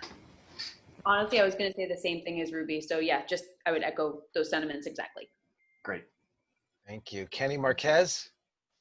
I was going to echo Ruby as well. I don't think your go home was bad, but if that's going to be your go home, make sure it's separate from the rest of what you said. Mm-hmm. Just saying, I know it went kind of louder with tush, but I think you can still pause right before it. That I felt like there was something more. I shouldn't feel like there's something more in a promo. Does that make sense? I should know that it's the end. Gotcha. But other than that, same as Ruby, kind of take out some words. Wasn't bad by any means, but yeah. Great. Thank you. Thank you. Thank you, Kenny. Thank you, Birdman. Not bad this go around. All right, let's go to the board. Who's next? Who's gonna pull it off? Oh, I see Milton. Milton took himself off of mute. 45 seconds. Y'all can hear me? Because last time I tried this shit, it didn't work. I can hear you. You got between 30 and 45 seconds. At 30 seconds, we'll give you this Iggy. At 45, I'll just give you the cut. All right, bet. All right. Whenever I go? Yep. The 2019 Rookie of the Year versus the 2018 Rookie of the Year. Slice Boogie versus Dom Kubrick. You see, Dom Kubrick is a talented wrestler, but he's been out of action since the quarantine. And the only thing he's missing more than the wrestling ring is a barbershop. You give him an axe, you put this flannel on his back, he'll look like a homeless lumberjack. But it ain't gonna be a lumberjack match. It's a street fight, Dom. While you've been home watching Pornhub, I've been in the field beating motherfuckers up. Dom, you're gonna realize while Slice Boogie is up next. Dead ass.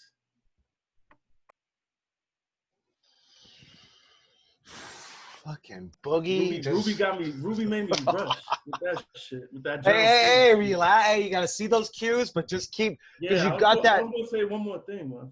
Whatever. I think you had time. Yeah, you were at 40 seconds, Boog. You did have time. You had another 5 seconds that you could have played with. Yeah. Yeah, you definitely had time, man. Great promo. Told a story. You gave your pauses. And even given those pauses, right, you didn't have to say so much. You had 5 more seconds, right? If you wanted to say that one more thing, but I'm going to go back and say this. We talked about a couple of weeks ago when Shane Douglas was my agent for a match, and I hit a super kick, and the whole crowd goes nuts, and they loved it. We kicked out, and then we went for the finish and go home, and the finish was lower than the super kick. And he asked me, why didn't you go home on the super kick? Because I said the finish was the spot. This was the finish. He goes, no, the finish was that super kick because they all fucking popped. You didn't need any more. And so I want to say the same thing about you. You might have had one more line in there, but you definitely didn't need any more.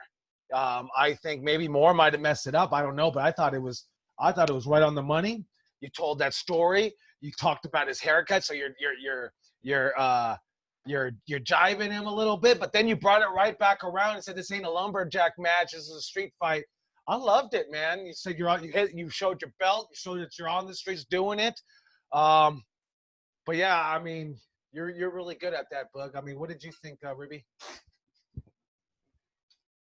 I echo all of that. Like, I don't have much more to add. Maybe if I'm going to give you any note, maybe just a little bit more emphasis with your haircut line. Okay, like that's a good joke. Like I told Milo, don't run over your jokes. Let's get them. But yeah, maybe also a little bit more differences in tone and volume. A little bit more seriousness when we need to get a little bit more seriousness. But honestly, like it's not a lot. It's not a lot, and it was I dug it. Mr. Marquez, what do you got to say? But you know this guy Boogie or what? You know him?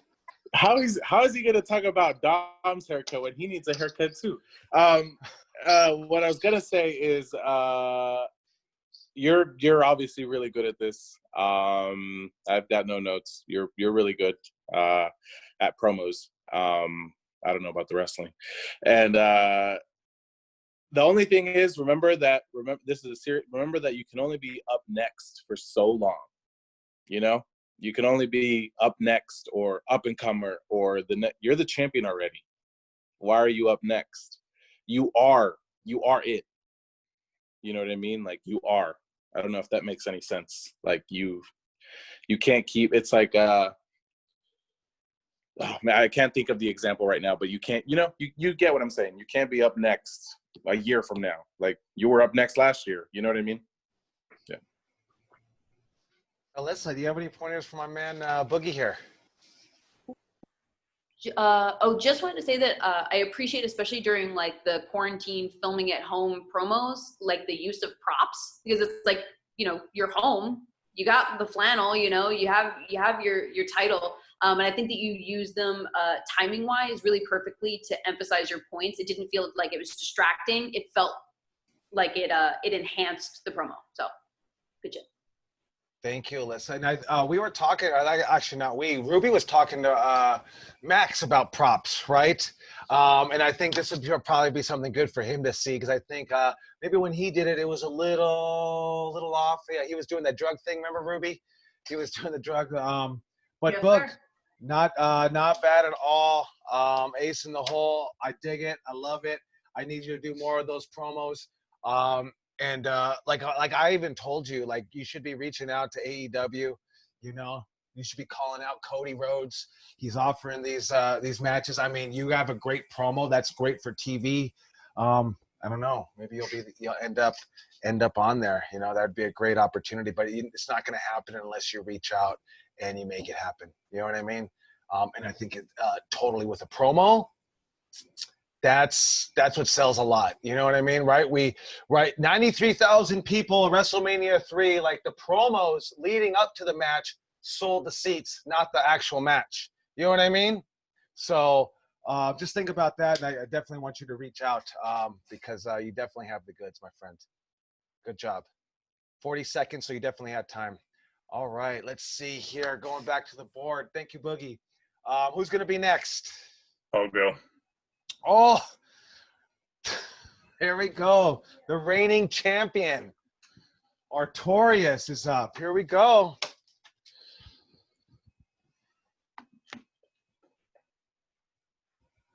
"147 sessions.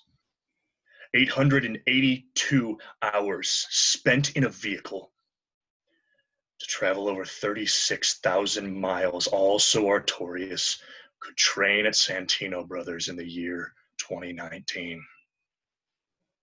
Ray, last week you called my loyalty to this institution into question. Before doing so again, I would urge you to ruminate on these figures I've given you and fall silent under their weight.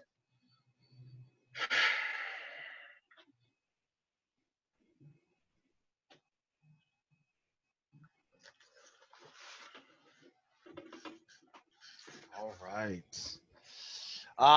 Mr. Kenny, is this the first time that you've heard Artorias?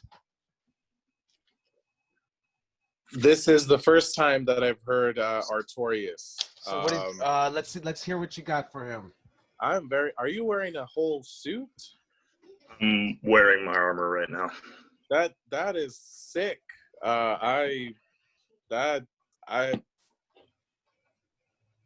Great. I mean, that is exactly what we should be, what you should be doing. You know, that is man, I don't know, bonus points, not even bonus points, because it's what you're supposed to be doing. I like that every I don't know, man, you took your time with every word, and this is exactly what I meant by it was a lot of, it wasn't wordy though. It wasn't wordy, but it, I don't know, every word had a meaning. I don't know if Joey and Ruby and Alyssa can agree, but it feels like every word had a meaning to it. Yeah, I don't know. I'm impressed by the fact that you have a sword and armor, man. I'm still on that. I'm sorry. I'm just that's really impressive. So good job. Maybe just a stronger go home. I think the reason why you guys are struggling with the go homes is because you think you have 30 to 45 seconds, so you don't want to go over, and so you just stop when Ruby gives you the cue, which I totally understand. But that's about it. If you were to have a little bit more time, like a minute, maybe the last 15 seconds could have just been to hone in a good go home line, like a good, like, this is the end of the promo. That's it. Alyssa, what are your pointers from Mr. Artorias here? You spoke deliberately with purpose, and you lived in the silence at the end, which I appreciate. It didn't feel like okay, is it done yet? Like you lived in it, and I really I thought that there was a lot of power in that. Yeah, I would say the same thing of I wanted more. I wanted it to feel like I wanted that driven home at the end. And I think that's something you can tweak around with finding, because I think last time I was on, you had kind of a go home that you were playing with, but it was pretty long. So maybe just trying to like experiment with that of something that something that's just as equally powerful as the rest of your promo. But incredible. Thank you, Alyssa. Ruby, what do you have to add to that? I think I'm pretty much going to reiterate everything. And, you know, for the last couple of weeks, we've told you that we like your eyes. We like the way that you're talking to the camera. Definitely your tone of voice, everything. I mean, you've been at the top of the mountain. That's where we are. Well, you know, your go home line, I noticed this week you didn't use the go home line that you usually use, and I found myself wanting to hear that go home line. And it's the one that you've been doing, the roll the iron dice, you know, that line. And it's interesting because I wanted to hear it. Like I wanted to hear something, or at least, and we talked about this before, at least then an extracted version of it. Because we talked about your whole go home line, as it were. And then we also talked about like, okay, well maybe cutting, so you just use parts of the go home line. I found myself, and as someone that's been watching these promos, I found myself wanting that line. The go home line that you gave today wasn't bad, but it left me wanting more, and it left me wanting a conclusion to that. And still, even at that, it wasn't bad. And I'm saying this as someone who's been watching your promos. And I think we've said this before about you too, and Kenny just brought it up again tonight. Your promos have no wasted movement. Much like in a ring, you don't want to have wasted movement. Your promos don't have any wasted movement. And that is a really good thing. So keep up what you're doing, keep up. And I know we talked about workshopping that last go home line. Let's go ahead and try to workshop it. Because I feel like that whole thing, and maybe it's just because I've been watching all these weeks, there's something in there that was genius when you said it. And if you don't want to say it as long as it was before, I still want to hear part. Roger that. My biggest takeaway from it, Will, was and that's what I love about professional wrestling is that it is subjective. Same thing where the promos are subjective. Alyssa liked your ending, right? She said that she probably wanted that little stamp at the end. I guess maybe I had the same feeling, but I thought that you were doing a dramatic pause to hit the one last line. And I felt it right, subjective. So I felt it needed it a little bit. I felt like you weren't finished talking. Right, and I think that's the same thing Alyssa said. I did want that stamp at the end. So otherwise than that, once again, I thought it was a good promo. I think that a really great promo. And then you gave us more, at least for me, when I saw it this time. I think the first two promos I saw were kind of very similar. Now your range is just getting out there and getting wider, and I appreciate that. And it's right, and it's going back to right. You got the medieval sword, you got your gear on, and that it works, and I think that's like that Undertaker shit, right? How does the Undertaker work? If I did the Undertaker gimmick, I'd probably fall flat on my fucking face. You know what I mean? So your character, like you're making it really work, and I really dig it. With that big ass sword there, and everything. So good job again. Will. Good work. Thank you, sir. All right, let's see who's next. Who's gonna do it? Who's gonna take it? Javier's raising his hand. Is that you, my friend? Yeah. All right. It's me, man. Here we go. Yes, sir. You ready, Ruby?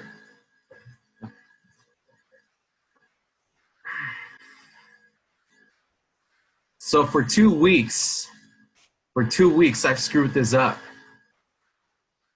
It's either because I'm a rookie, I'm unprepared, or I just care too much for this business.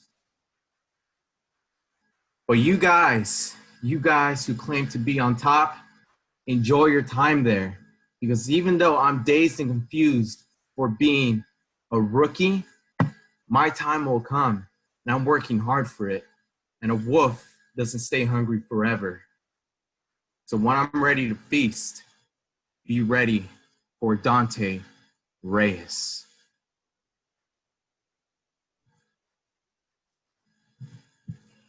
I dug it, Dante. I thought definitely a lot better than the other promo. I think you slowed down. You emphasized it a lot. I think, right, so you, at the end, you really, really looked to the camera. Let's do that a lot more. I think there was times that your eyes were very intense and very into the promo. And then I think that there was times that your eyes kind of fell out of the promo a little bit. And that's what we talk about, really believing it behind the eyes. So, I mean, that was probably my biggest takeaway for you on that. What did you have, Ruby? So I had, sorry, I couldn't tell if you can hear me. Sorry. So I'm watching the promo, and you were talking through the promo, and it wasn't until the very last couple of seconds that I felt the promo. Meaning, this is where I'm believing you, and I think that's where you started to believe yourself. And until then, it was just words that you were saying, and you weren't actually believing these words in yourself. Part of it is you looking at the camera. Part of it was that you had that conviction in your voice. There was a difference in your voice, and it sounded more serious and more believable in the last couple of seconds of your promo. I think, so you started talking about the wolf, and then you're talking about while I'm ready to feast, be ready for Dante Reyes. And I know, and thank you for taking those notes I gave you seriously before about when you're telling me who you are, that I want to feel who you are. And this is actually who you are, and you did that right here. So it was right before, it was this point and a couple of seconds before that I felt super believable. So what you should do, in my opinion, is when this posts, go back and watch this promo and find that break where it goes from saying lines that you believe to saying lines that you actually feel. And because of that, believe. Yeah, I definitely did feel that. I started to feel like the boil within my blood. And see, that's what I was talking about last week. You want to have. There are so many people out there doing this thing that you want to do, and you see all these people at Santino Brothers doing this thing that you want to do, and you're not able to do it. And how does that make you feel to see these people out there and you're not there, but you are the hungry person? How is that coming across? And you said it, and you felt it in the last couple of seconds of your promo. That's what you want, and you want to pull that in through the rest of your promo. Make me believe it. And you made me believe it at the end. Now make me believe it through the rest of it. Thank you, Ruby. Listen, do you have any pointers for my man Dante Reyes, right?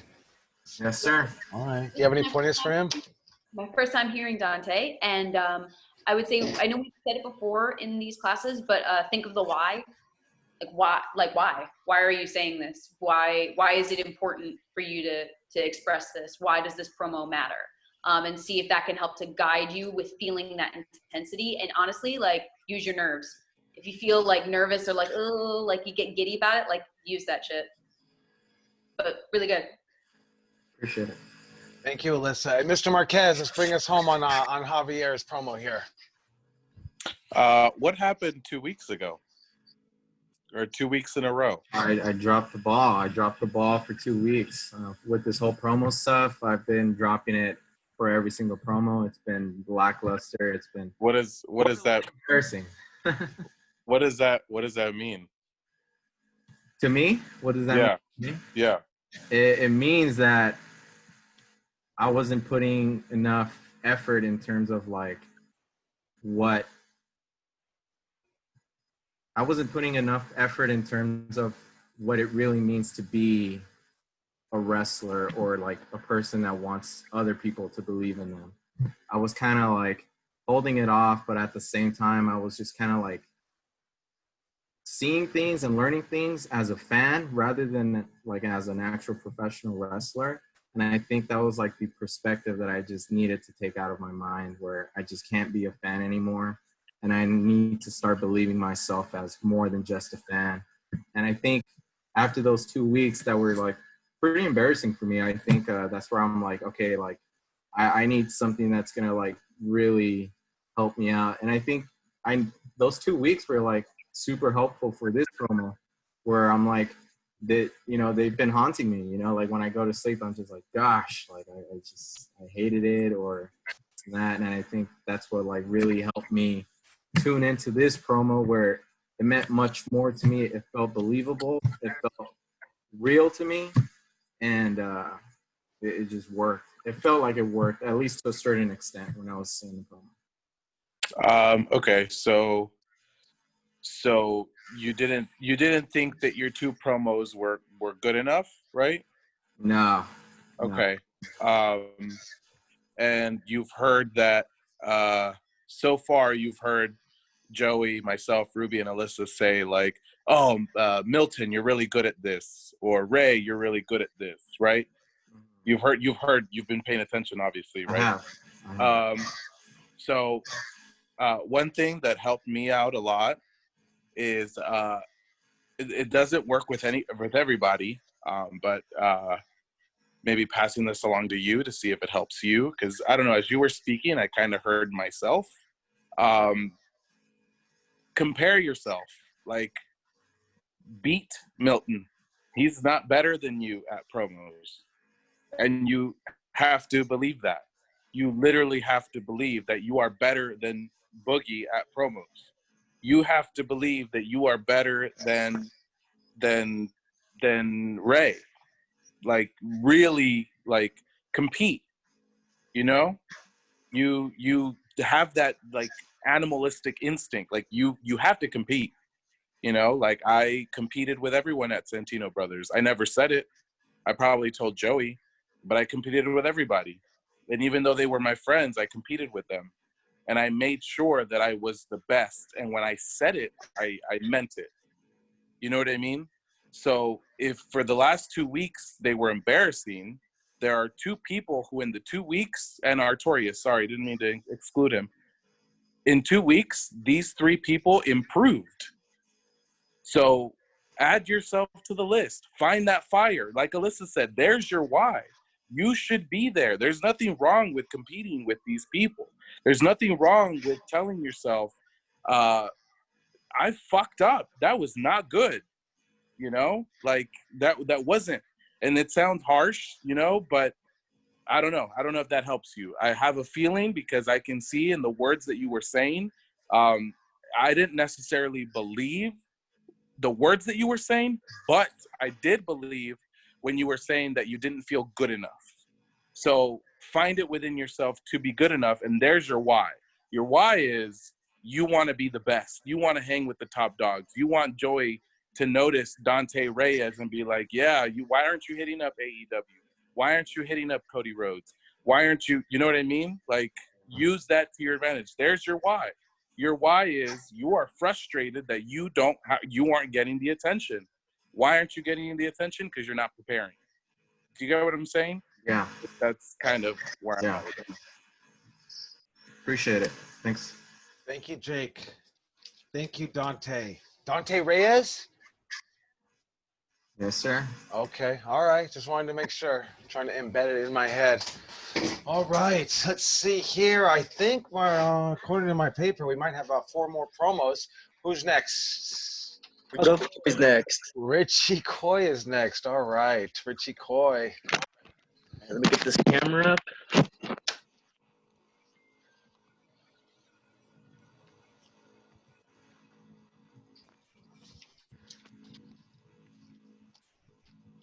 Hey Artorias, it's your best friend Richie. I hope you're doing well.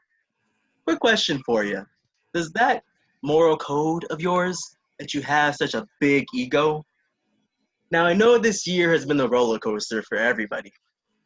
But so I don't fuck. I'm gonna restart that. That was terrible. Next time, a stumble, but keep going. Keep going. All right, let's do it again. I got that rhythm there, then I fucking lost everything. All right. Back on. Hey Artorias, it's your best friend Richie. Hope you're doing well. Quick question for you. Does that moral code of yours that you have such a big ego? Now I know this year has been a roller coaster, so I don't blame you for forgetting the last time we faced off. But from what I remember, Richie Coy wasn't the one who tapped out. Time is a flat circle, and I can't wait to repeat history. Don't believe me? Just watch.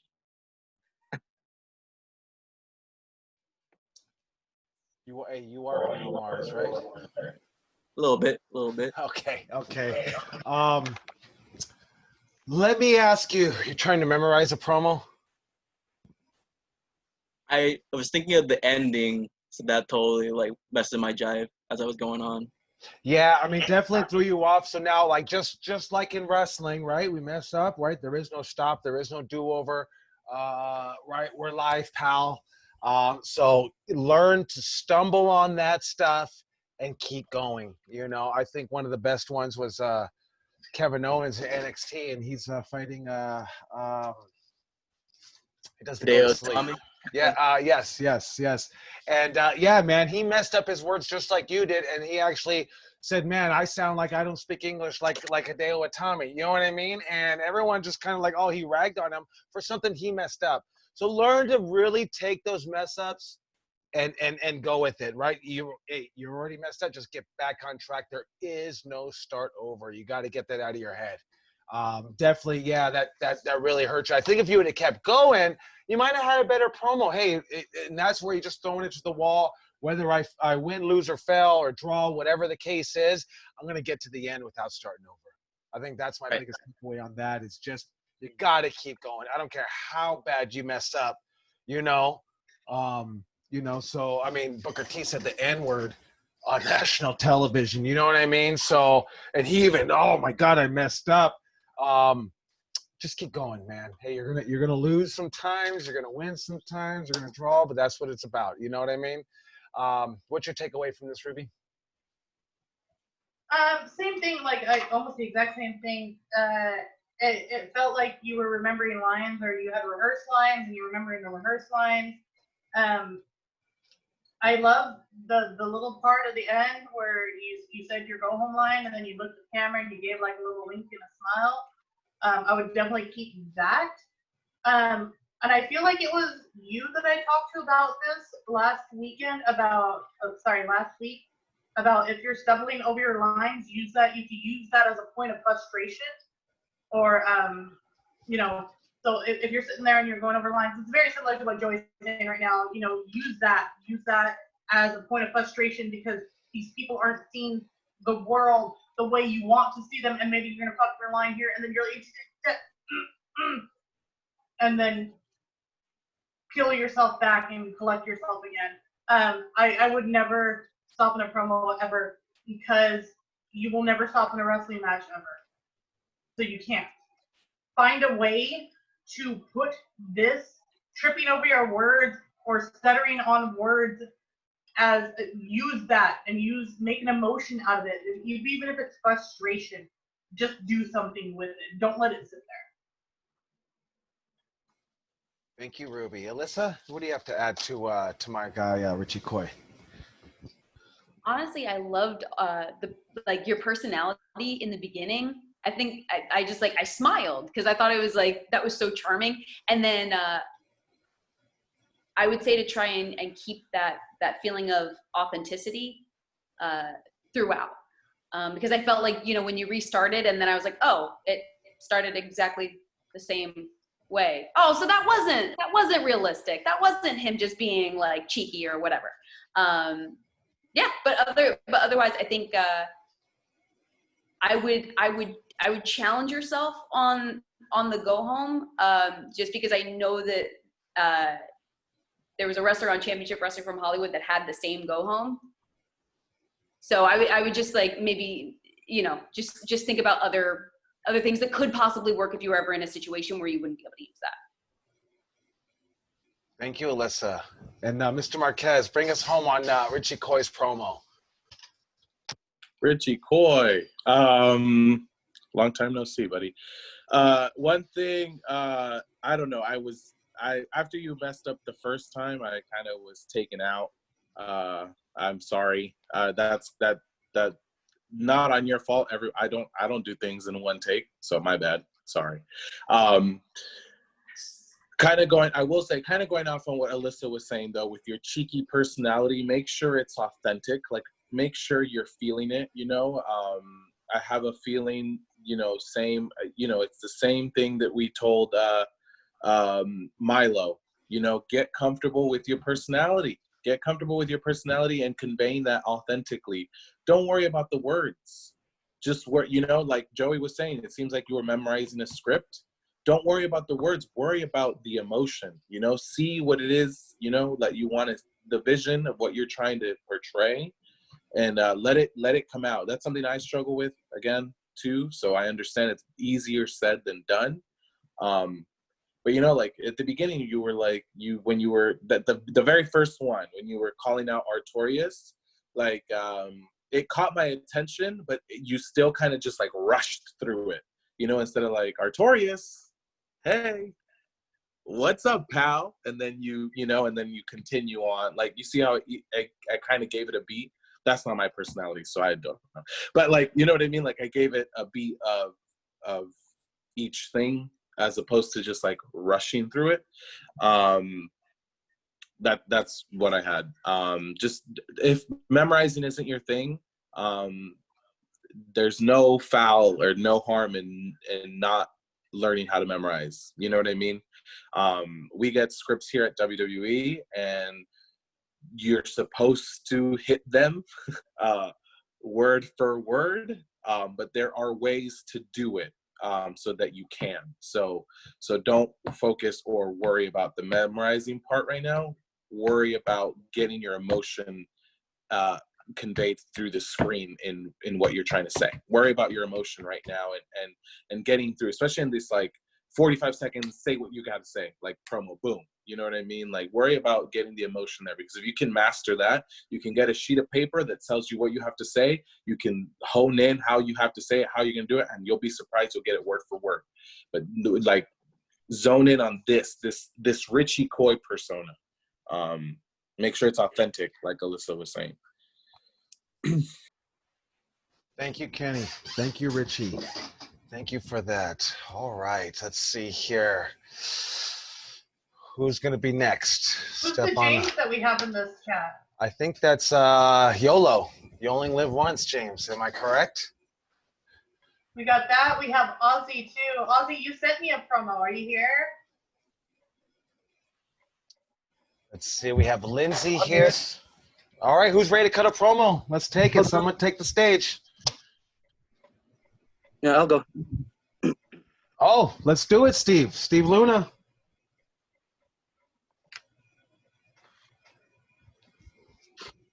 Allow me to introduce myself.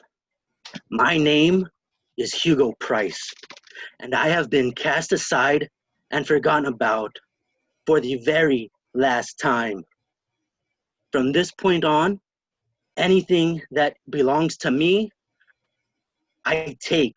Anything that is owed to me, I take it. And if anyone stands in my way, I will send them to the 9th circle of hell.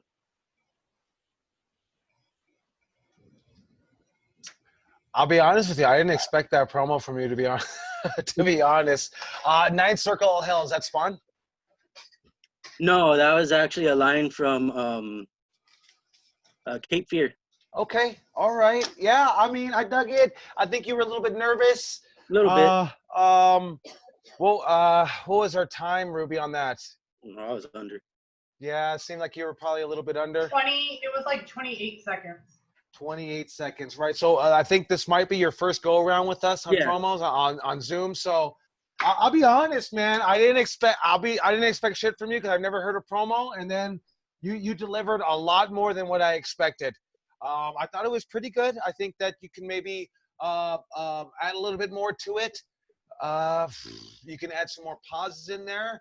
I didn't think it was bad at all. I dug it. What did you think about it, Ruby?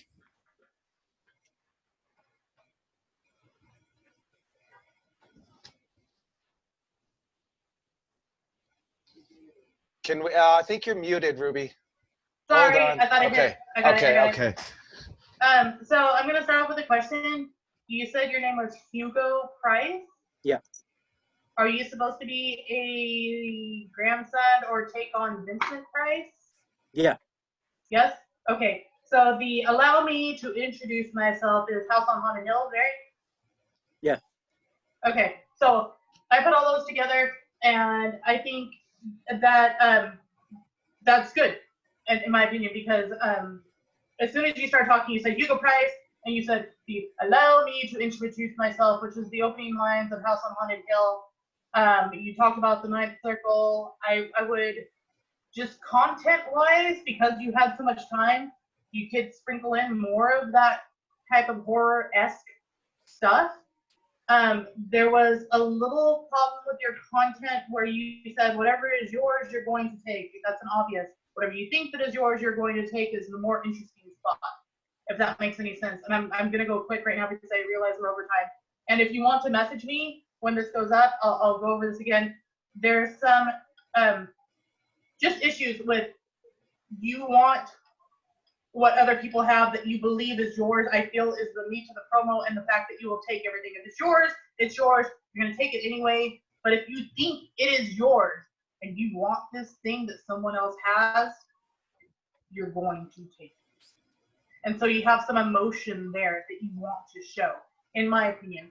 It was very short. It went under.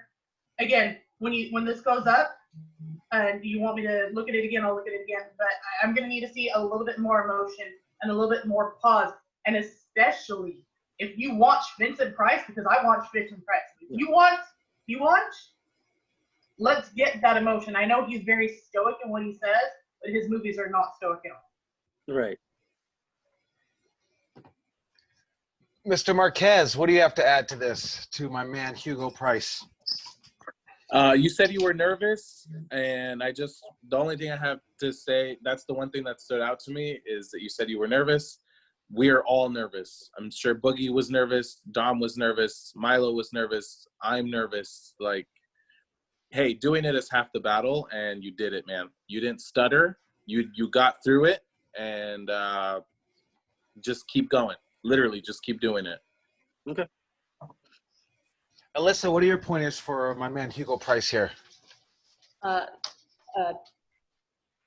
Going off of what Ruby said, the taking things in a series, like I'll take this, give each one variation, and that'll help you get more range of emotion too. Just think of different ways to say the same words. Cool. Awesome.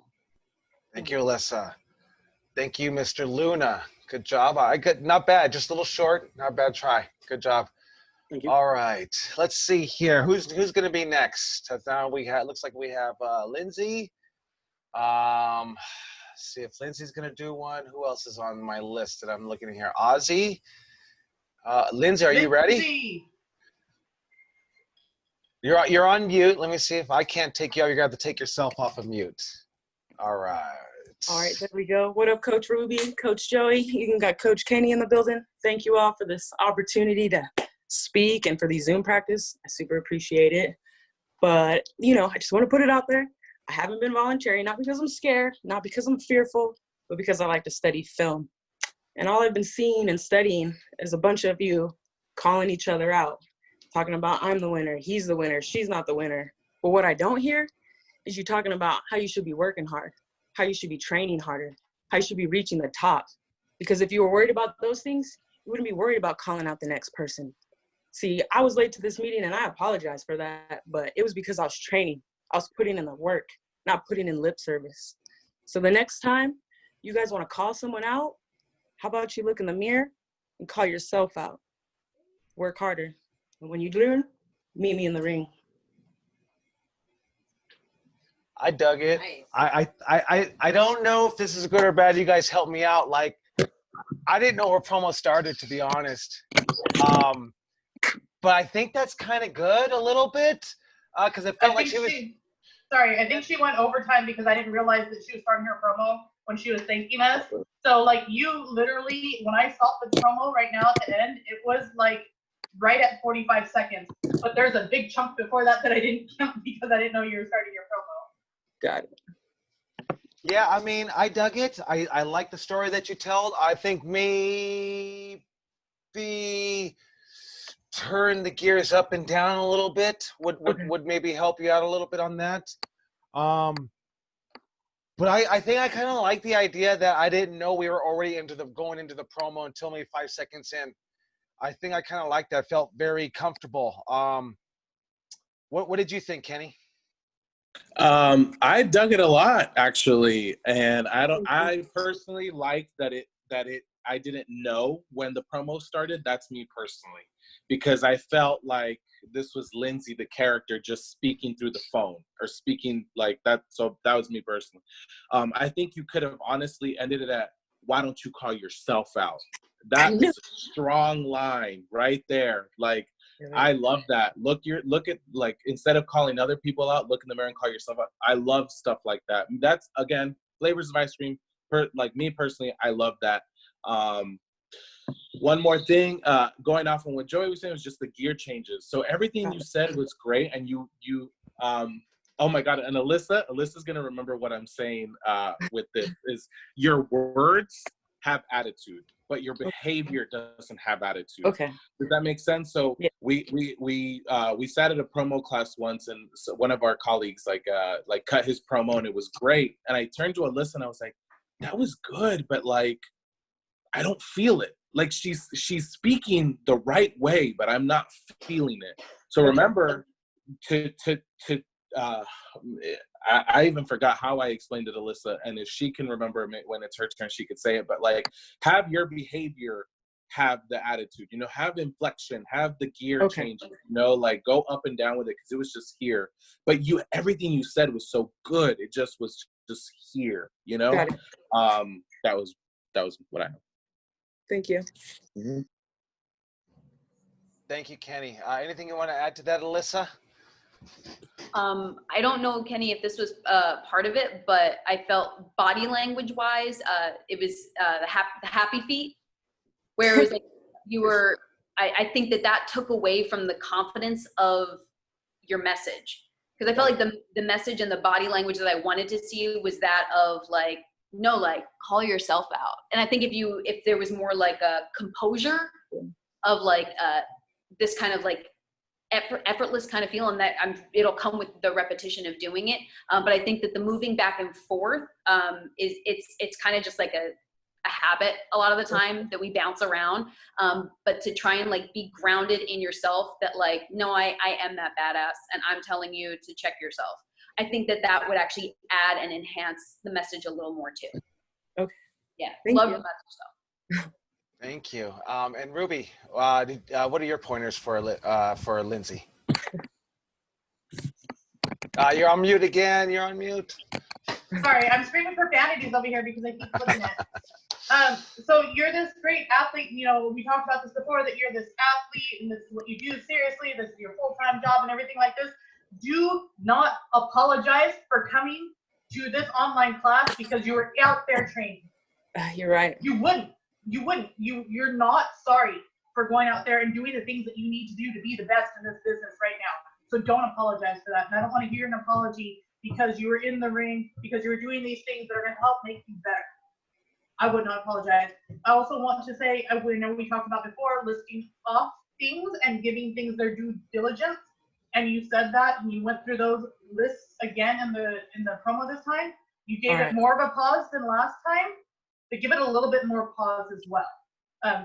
You're on the right track, definitely, and you're taking all the notes that we're giving you and you're running with them. So just give those, when you're listing off the things you do, a little bit more emphasis and a little bit more due diligence. Okay. Thank you all so much. Awesome. Thank you, Lindsay. Thank you, Ruby. All right. Let's see here. Is there anybody left? Promo time. Who's going to take it? Anybody? Is that it? Going once. Going twice.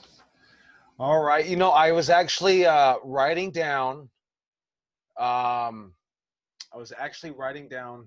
star ratings on your promos. So let's see here. Now, just right off the bat, I'm gonna say Boogie took it. Boogie knocked Artorias off the mountain. Boogie took it with a 4 3/4 star on my rating. So I'll go down the list here.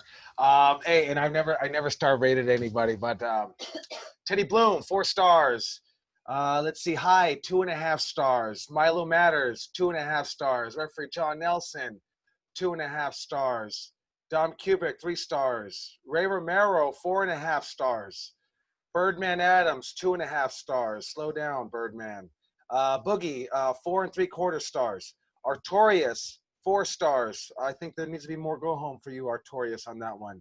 Javier, 2.5 stars. Richie Coy, 2 stars for the mess up. I think it would have been better if you didn't start over. Stephen Luna, 2.5 stars. It was short. Lindsay, I had you at 3 stars. And that was due to the what they were saying with the body language, right? You actually looked nervous with your voice didn't sound nervous. Your body looked nervous. I totally expected Boogie probably to be the best out of it here. Ray Romero really stepped up today. Artorias is really hanging on with his promos. Teddy Bloom stepped up today also. So I think those are my 4 favorite promos of the day. Teddy Bloom, Artorias, Ray Romero, and obviously Boogie. So really good job. What I want to do is probably on Thursday. We did all right. So we did 2.5 hours.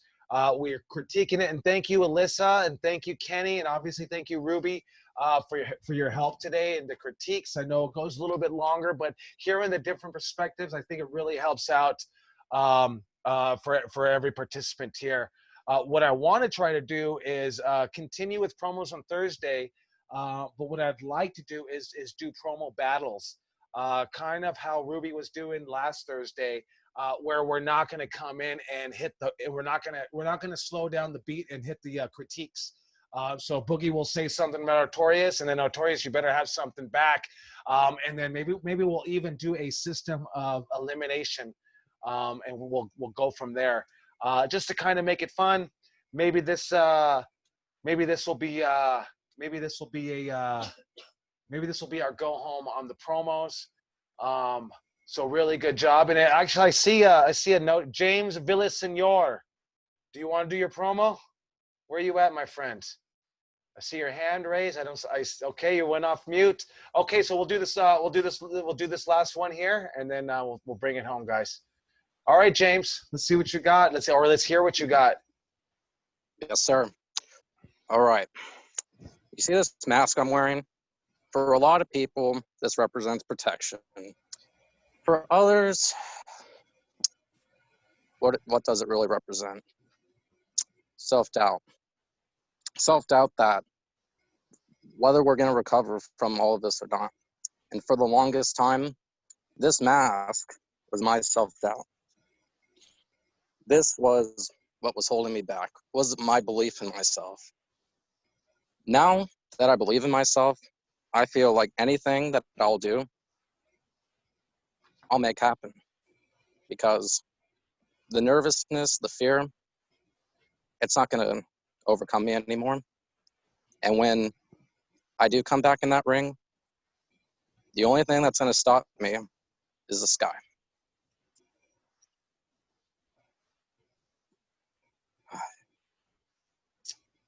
All right. Not bad promo. James, have you been practicing your promos? I'm not a really good practicer. I'm more so like, I don't do good in practice. I just I just do. That's basically what I am about. Promo, I'm going to be honest with you, promo was a lot better, right, than your in-ring skills right now. And like I say, like I think that's really good because the promos really will take you to that next level, program level, championship level, all those things. Not a bad one. I think maybe I wanted. I don't think you said your name or anything like that. Did he say his name? Did anybody hear it? No. Okay, I think right. So now, tell me, you told me a good story. I want to hear, right? I think maybe a little bit more waves on that, right? Turning the gears up and down. Help me out on this, Kenny. What do you think? What did you think of this? My guy Yolo's promo. I don't know if Ruby and Alyssa and even Joey agree, but kind of playing off of the current events is kind of like don't do that for a promo. I think speaking about it openly on social media is one thing, but I think I was really confused with where you were going to go with it all. I'm not. It has nothing to do with stance or anything. It's literally just you could have done. I don't know. It took me out, and it was a little weird for me personally. And I think that I felt it when you said that you believe in yourself now, and I think that's important. I did feel it when you said I believe in myself now. I don't know. I felt that, and I haven't seen you obviously in months. So yeah. I don't know. I felt that, and but it kind of. I think what Joy was saying, it was kind of like just here. I think you could have gone up with it at some point, and really should I believe in myself. Yell. I don't know, yell into the camera. Yeah, you know? I thought maybe he was gonna come with a lucha mask or something and make that connection of some sort. But yeah, I'm with like I'm a big believer in like if it's a Christmas show, I don't want anyone to put a fucking Christmas tree in the ring to date our show. Like I kind of hate that, and I think that's going down the same line a little bit about the current events with what Kenny was saying. What did you think about this, Ruby? About Mr. Villaseñor's promo? I think you guys hit like really to the main points, and the big one that I'm going to give to is just the inflection, the pacing, and the volume. Like it stayed the same, and I would never want my promos to really stay that way. Good. Alyssa, do you have any pointers for my guy Yolo here? I think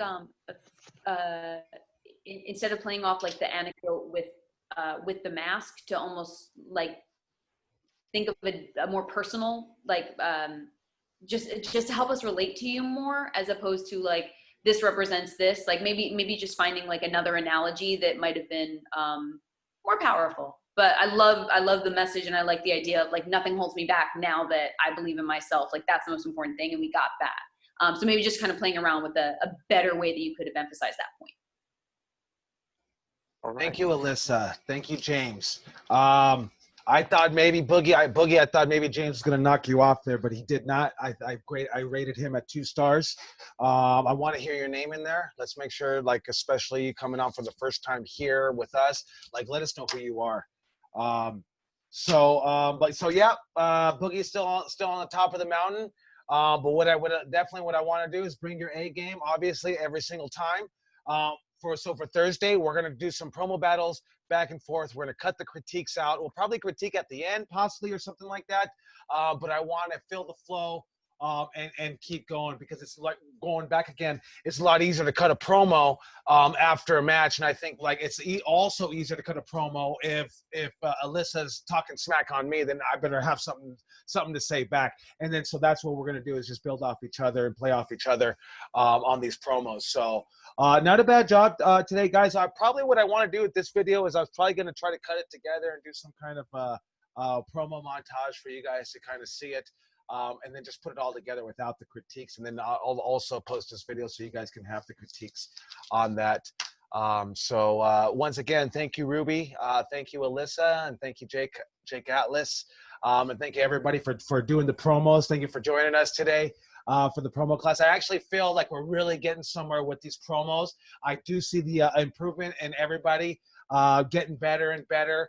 And making it comfortable, right? If we're not coming out of this quarantine jacked and juicy, we better have great promos. You know what I mean? Let's have both. Let's have both. You know what I mean? Without further ado, let's go ahead and bring it in. Let's bring it in, and we'll go ahead and take it out. All right, guys, here we go. Santino's on 3. Santino's on 3. 1, 2, 3. Santinos! All right. Thank you, guys. I will see you guys Thursday. Thank you guys for bearing with us, going over 30 minutes. I appreciate you guys staying with us. Lindsay, what's good? Oh, what up? What's good with that thing, yo? Are we still doing Wednesday? Let me see if Joey replied to me. Did you? Oh, you know what? Yeah, I'm good for Wednesday. I'm totally good for Wednesday. All right, set it up. Send me the thing. So tomorrow, no, today's Monday. Tuesday. Yes, okay, Wednesday at 7. Okay, Wednesday at 7. Cool. Let's do it. Appreciate you. Thank you, guys. All right. Bye, guys. One question. One question. Good seeing you, Ruby. About remembering promos, because I'm kind of like on the line where I don't want to rehearse them. I kind of want to be very comfortable if someone wants to like hand me a mic or something. That's kind of like the way I'm like trying to like train myself. You guys would suggest that, me coming into like being new into this, or would you guys like kind of prefer me to like rehearse a little bit more? I mean, right off the bat, I would like it to come from the corazón. Yeah, come from your heart.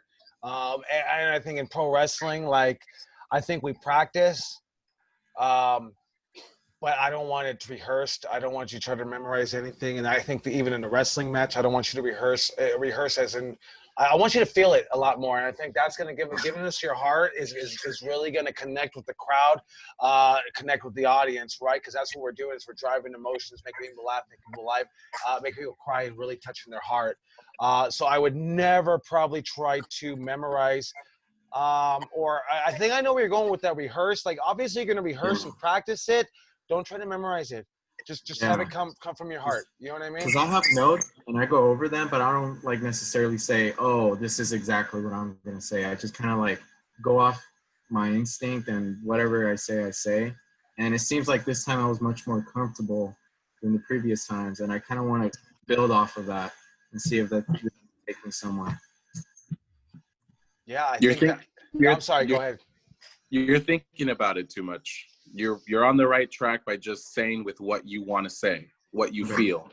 You know, the rehearsing part will come after, because if Ruby ever wants to hand you a script and say this is what you're saying tonight, well, it's not going to matter what she gave you. It's going to matter how you deliver it, and how you get there is by already starting by just speaking from here. So don't worry about rehearsing right now. Let whoever's writing, you know, let Ruby doing the script, you know, take care of that part, because she'll word it so that it's you speaking, and all you have to do is deliver it. But don't worry about that yet, I think. Thank you very much, coaches. Everybody, you guys have been super helpful. Once I start getting a little more well-rounded with my character, that's when I'll start like contacting you guys and see where I can go from this, because I kind of feel like a little cloudy and don't want to like walk into like. Even if you film a promo, just go ahead and send it to us. Like, don't feel like you got to set up a meeting with us or anything. I definitely would like you to hit those 30-second, 1-minute promo. Hey, just go ahead and have 5-minute promo. But when you hit those 30-second and 1-minute promo, Ruby and I, or even Kenny, are probably more willing to watch that 30 to 1-minute promo. 5 minutes might be a little bit too long. Okay. Okay. Guys, have a good night. All right, Javier, you take care. Yeah. Take care, guys. All right, bye guys. Good to see you all. Bye, Ruby. Bye. Yes. All right. Yes, I am.